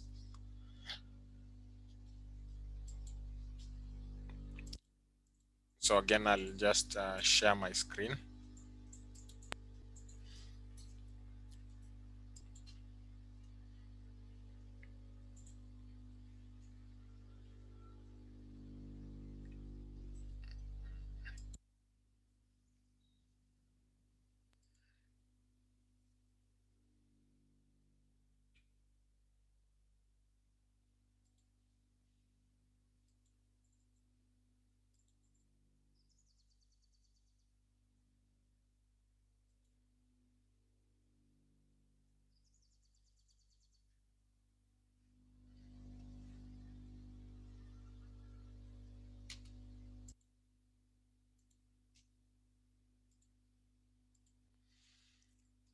Okay, so for the demonstration on the certification, again, I will select an area in, let's select an area in Morocco. So for this, select a sub-region.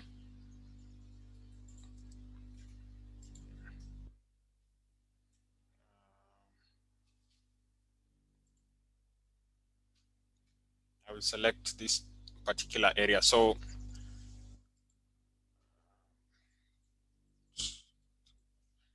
okay.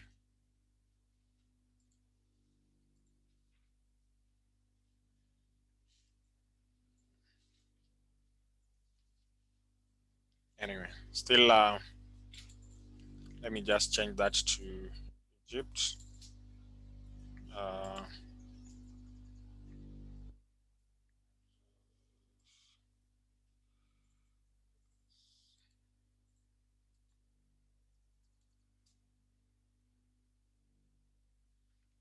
Okay, so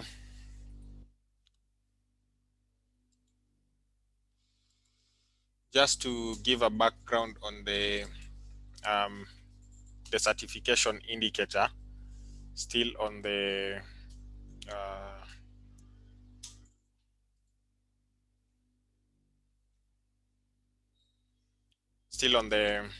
Medalus, which is the Mediterranean land use model.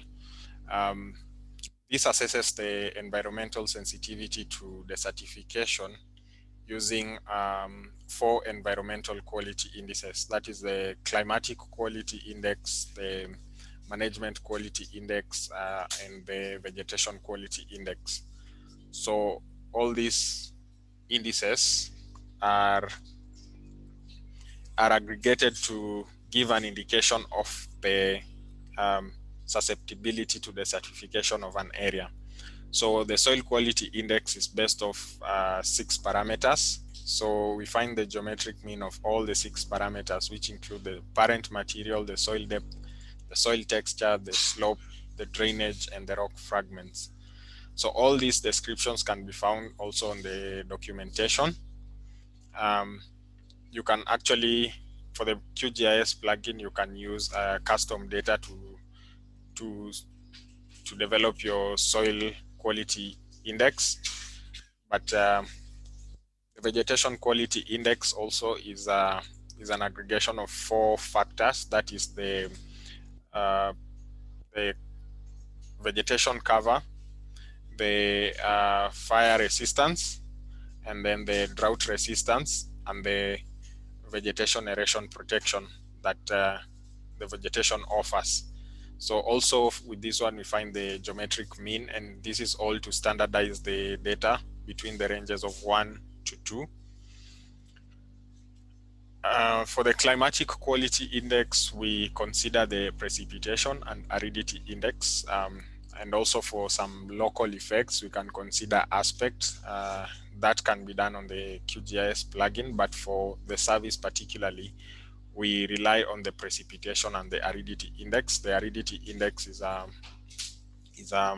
factor of the evapotranspiration and the received total amount of rainfall received.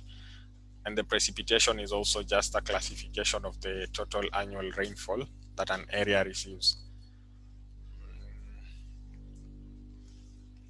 And then finally, we have the management quality index. So the management quality index takes into account the land use intensity, which is derived from a reclassification of land use land cover, with some classes being given high intensities, and also the population of an area. So with that brief description, I'll go back to Egypt. So I have this particular area is Al Rish, and we'll start with the vegetation quality index. I can look at first of all, you select under the Medalus, you will select the quality index that you want to measure, and then select the particular year you wish to measure. So for this particular area, you have low vegetation quality, and this is because the area is, in terms of its context, it's around a desert area, so most of the areas remain low. And then for the urban areas, they're left unclassified. So this gives an indication of the quality of vegetation based on the 4 factors: the fire resistance, the cover, vegetation cover itself, the drought resistance, and the fire resistance, the drought resistance, the vegetation cover itself, and I think I'm forgetting the 4th one, which is the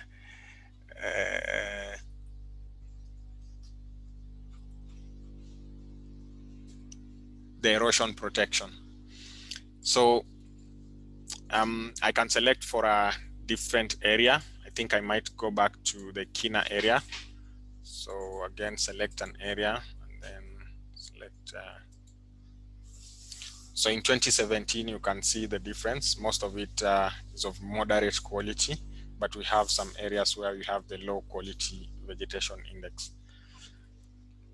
So the next quality index, all these quality index can be found under the Medalus dropdown. We can look at is the climatic quality index. So I'll select the climatic quality index for 2018 of Kina area.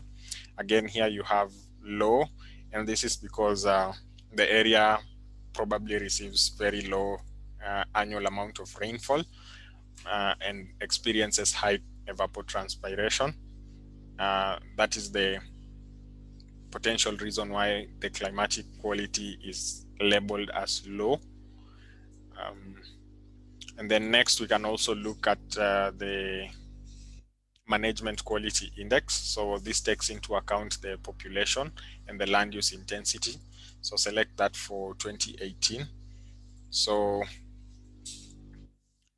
we can see we have some bit of high quality and low and moderate. So again, this is subject to interpretation and context. So we can always assume that the areas that are labeled as low are put under high intensity and there is low, very high population. And then finally, we have the soil quality index. So the soil quality index looks at the soil properties. So for this, we'll compute the soil quality index for 2018. And this area has a moderate soil quality index. So we'll notice that the water class is also excluded from these results.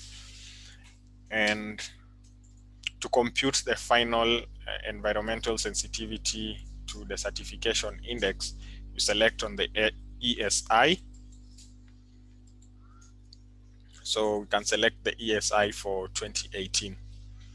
So this automatically will schedule the task, and this is because the environmental sensitivity index is an aggregation of 14 variables which are condensed to the 4 quality indices, and then the 4 quality indices will yield the environmental sensitivity to the certification.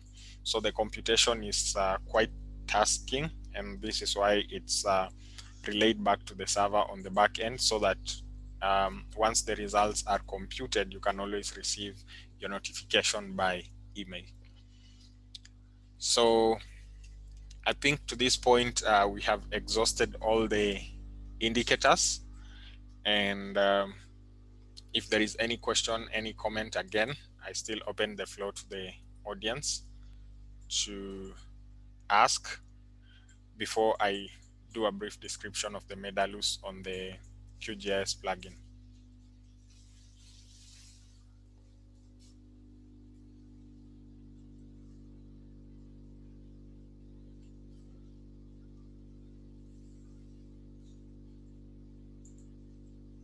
So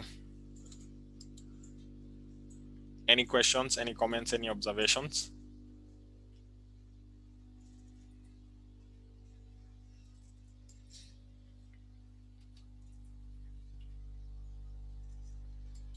Okay. So I'm also going to share the same procedure for the QGIS plugin.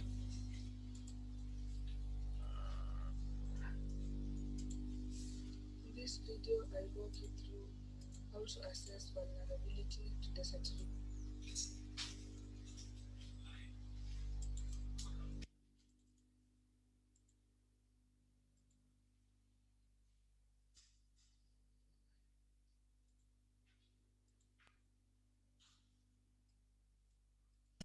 In this video, I'll walk you through how to assess vulnerability to the certification using the Misland Qgis plugin. The plugin uses the Medalus index to compute the certification and land use in the North African region. So Medalus is the Mediterranean Desertification and Land Use Index that is able to assess, model, and understand the desertification phenomena that increasingly affects Mediterranean area. So this approach identifies environmentally sensitive areas through the use of the Environmentally Sensitive Area Index. And this index has been broken down into the vegetation quality, climate quality, soil quality, and land management quality index. Soil quality index into brackets SQI can be computed in two ways, either using the default soil quality datasets provided by Misland or using your own custom soil quality datasets. Now the user must specify in both scenarios the soil depth. I'll specify a depth of 30 centimeters. Now in this case, I'll be using the default soil quality datasets. So the only parameter that the user is required to change is the soil texture aggregation. Click on the Edit Definition button. Now this section allows you to reclassify your soil texture based on either good, moderate, poor, or very poor. So the default provision is what is recommended by ESA documentation, but you're allowed to change this to your preference. So say clay can be changed from very poor to poor, while something like silt loam can be changed from moderate to good quality. I'll reset to default and save this.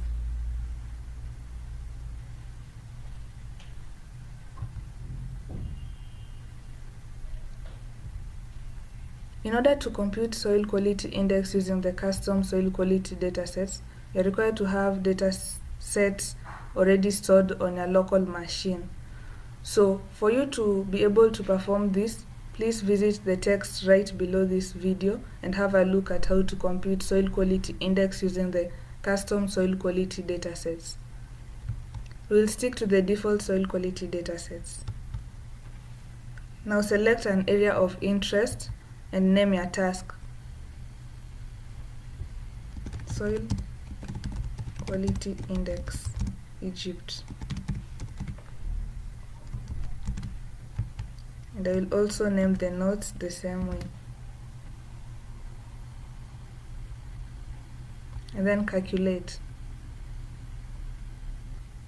So the soil quality index uses the formula parent material times depth times the soil texture times the slope times the drainage times the rock fragments, all raised to the power of 1/6. The default datasets for the soil quality index are the slope retrieved from the SRTM digital elevation.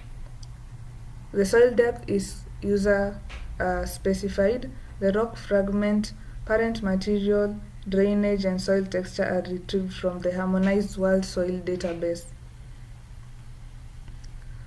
So once you run this process, the script will be run on Google Earth Engine, and the outputs will be presented to you after a few seconds. As this is running, we'll go ahead and compute another indicator. So let's move on to the climate quality index.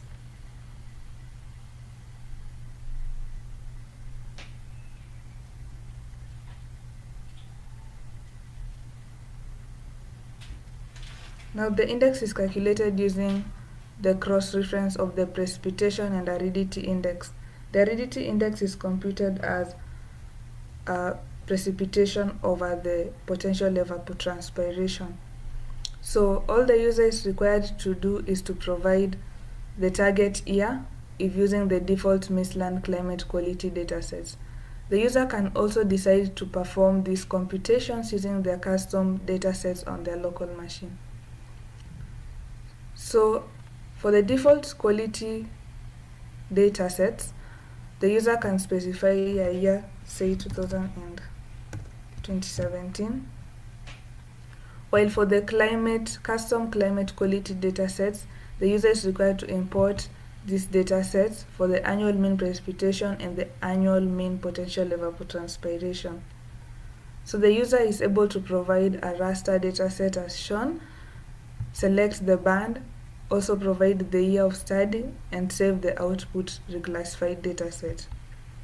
We are going to stick to the default climate quality data. If you are interested in learning how to compute using custom climate quality dataset, please visit the text below this video. Next, we move to the area of interest. Ensure that the area of interest remains the same as the one used for the soil quality index. And then you are going to give our task a name.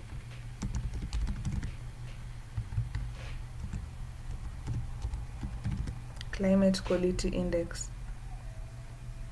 Now calculate this.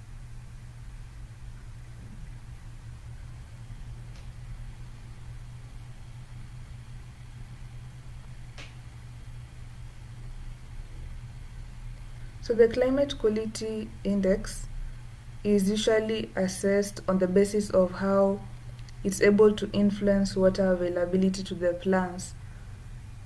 So according to Medalus, cross-referencing the potential evapotranspiration and the precipitation layer will be able to inspect this. Both datasets are retrieved from the Terra Climate monthly data.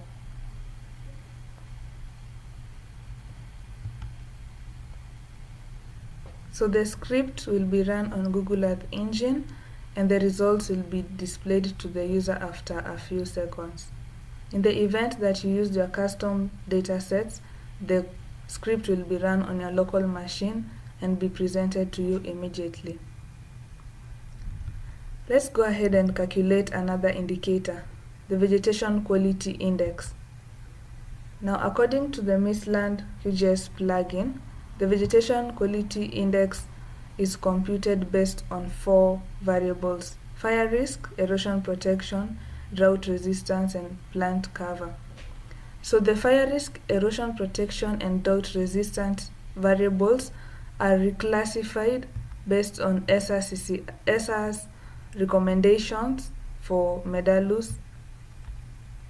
So for example, if you want to reclassify the drought resistance, the output class is given a value ranging from 1 to 2 based on its resistance to drought. So you'll notice something like cropland and rainfed will be given a value of 1.5. However, this can be changed or customized, while something like the tree cover broadleaf is given a value of 1.0. So depending on the resistance to drought, you're able to change this reclassification parameter. Also, you can customize the erosion protection aggregation method and change these values to an output class that is correctly representing the area of interest. You can also customize the fire risk aggregation method in order to reclassify your land cover classes based on the risk to fire. We are going to stick to the default aggregations that have been provided, and then you are also required to provide a plant cover date range. I'll provide a date range of, let's say, from 2017 1st March to April 30th. Also, we'll put the target year, which is 2017 for the land cover year. Then you're required to select an area of interest which should be maintained as in the SQI and the CQI. And then finally, you're supposed to name your task vegetation quality index. Vegetation quality index.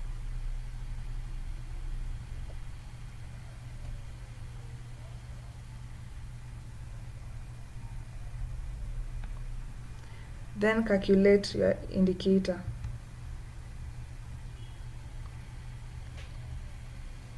So this will go ahead to multiply the fire resistance, drought, vegetation, erosion, protection, and also the plant cover, all raised to the power of 1/4. Fire risk, drought resistance, and erosion are retrieved from SRCCI datasets, while the plant cover data is retrieved from ProvaB data. Let's go ahead and compute another index, the management quality index.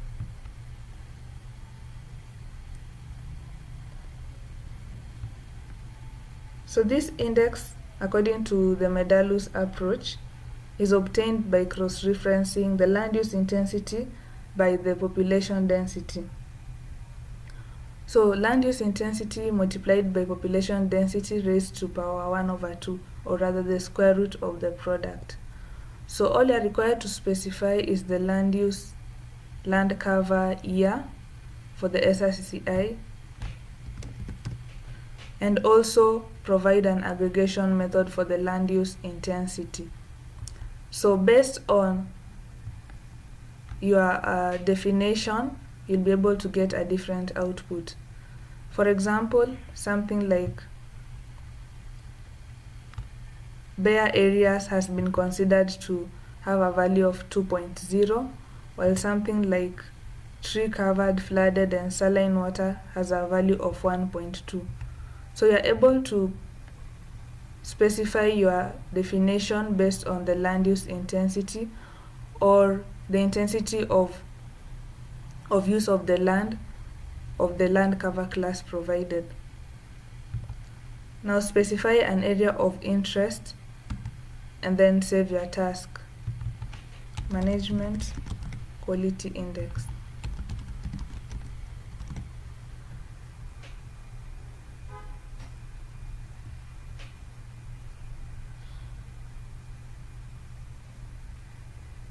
Then calculate.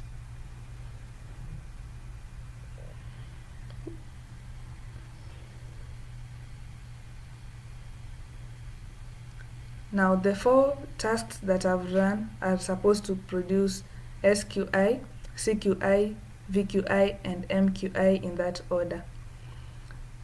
Also, you can generate or provide your own custom datasets, such as the climate quality dataset, soil quality dataset, vegetation quality dataset, and management quality dataset.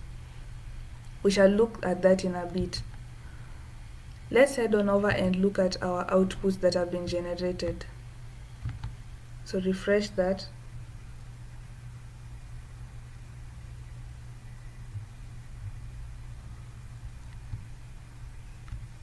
Now we have the soil quality index.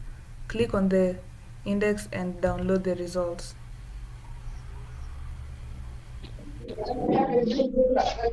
لسه عندي شغل، لسه مخلص شغل. خلص شغل.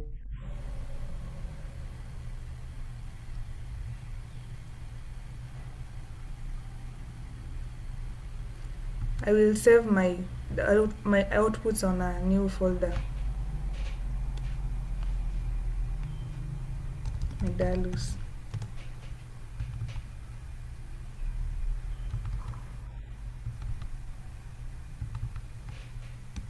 And call it SQI Egypt and save. Now what this is going to do is it will download the output T file from Google Cloud and then load it onto your Qgis platform, as you'll see in a few seconds.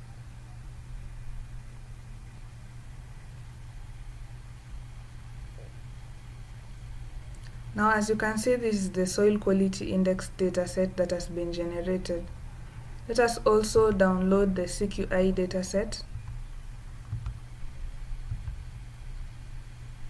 And it's mostly moderate.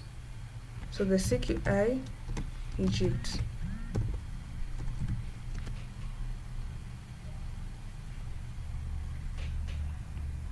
This will download the CQI dataset and load it. So the CQI is shown to be of low quality. Let us download the vegetation quality index layer. So the VQI Egypt.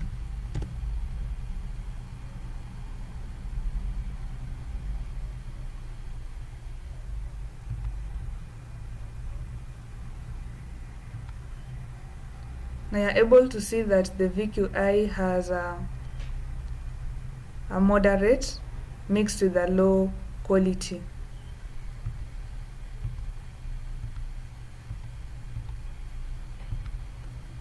Next, let us download the management quality layer. Refresh our results and download the results. MQI Egypt.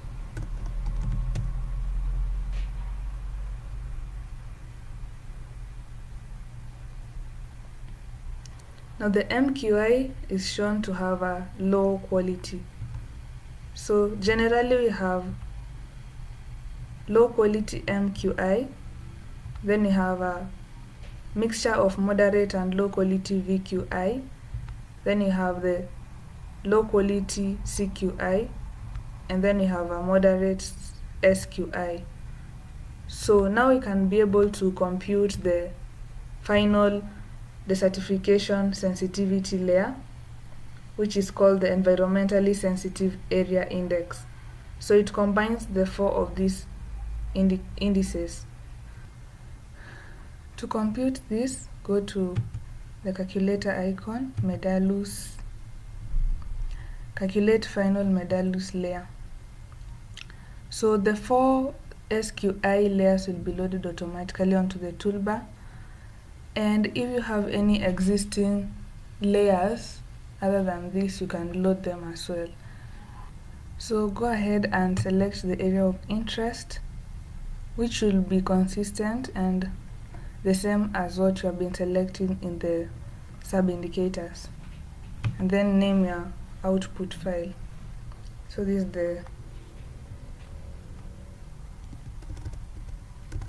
Medalus output Egypt.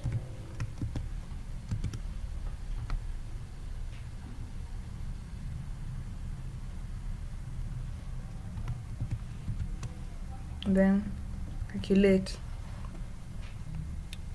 So this will prompt you to save the output file in a location on your machine. So you can call it Medalus Egypt and then calculate. So this will calculate it locally on your machine, and the output should be loaded once it has completed. So it will combine the four layers and raise them to the power of 1/4. Now if I disable these other layers, you'll be able to see that the final output is found to be of very high sensitivity, that is greater than 1.6. So combining these four layers, it's able to determine that this area has a very high sensitivity to desertification. Now for more information about this video, you can always visit the text right below the video, or you can refer to the documentation on Medalus.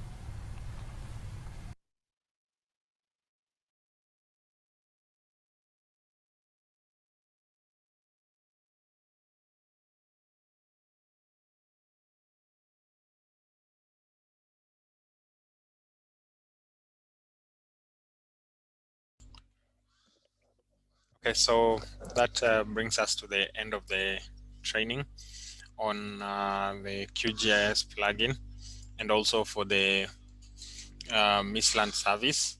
So just to recap on the session, we've looked at a number of things, and what is most important is for the users to actually realize how they can get their assistance and further information.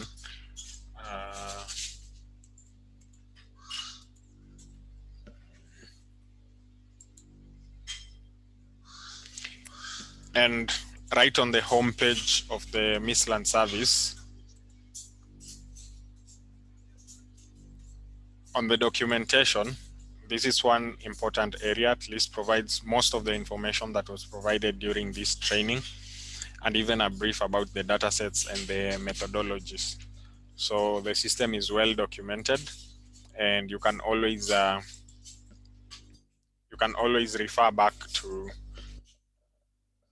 hello?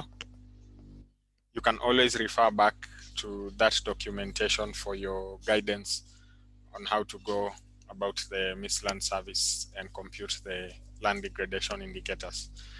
So with that demonstration and the discussions, I would like to welcome any observations, any questions before I hand it back to Abir.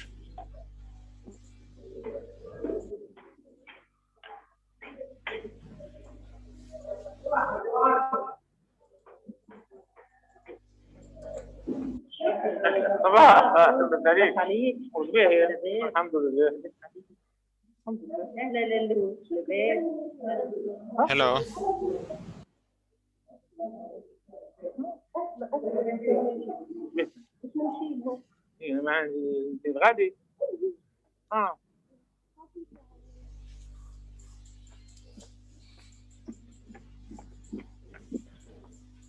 Hello.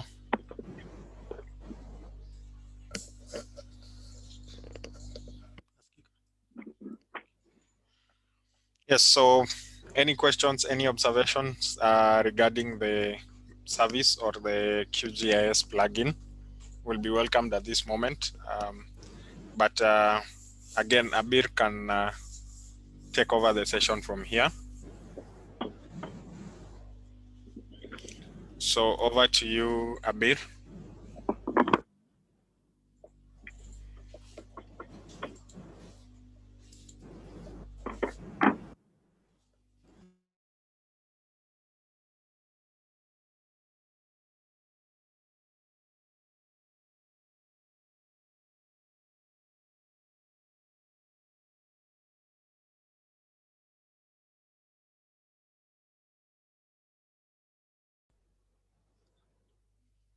Okay.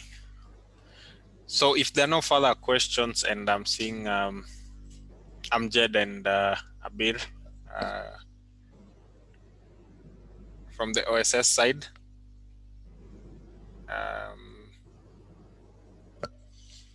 So thank you all for joining in that brief demonstration and also information on QGIS plugin. So for our first time users, you can always drop your email address and details, and we can always get in touch and make a follow-up for the same. So thank you all for attending the training, and thank you for the observations, and we hope you use the platform and also send us the feedback via the feedback section.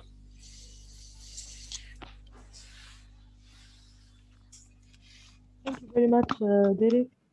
Thank you for all this presentation. All the records also will be sent to all the participants after this workshop. Thank you. Thank you very much, Abir. Thank you.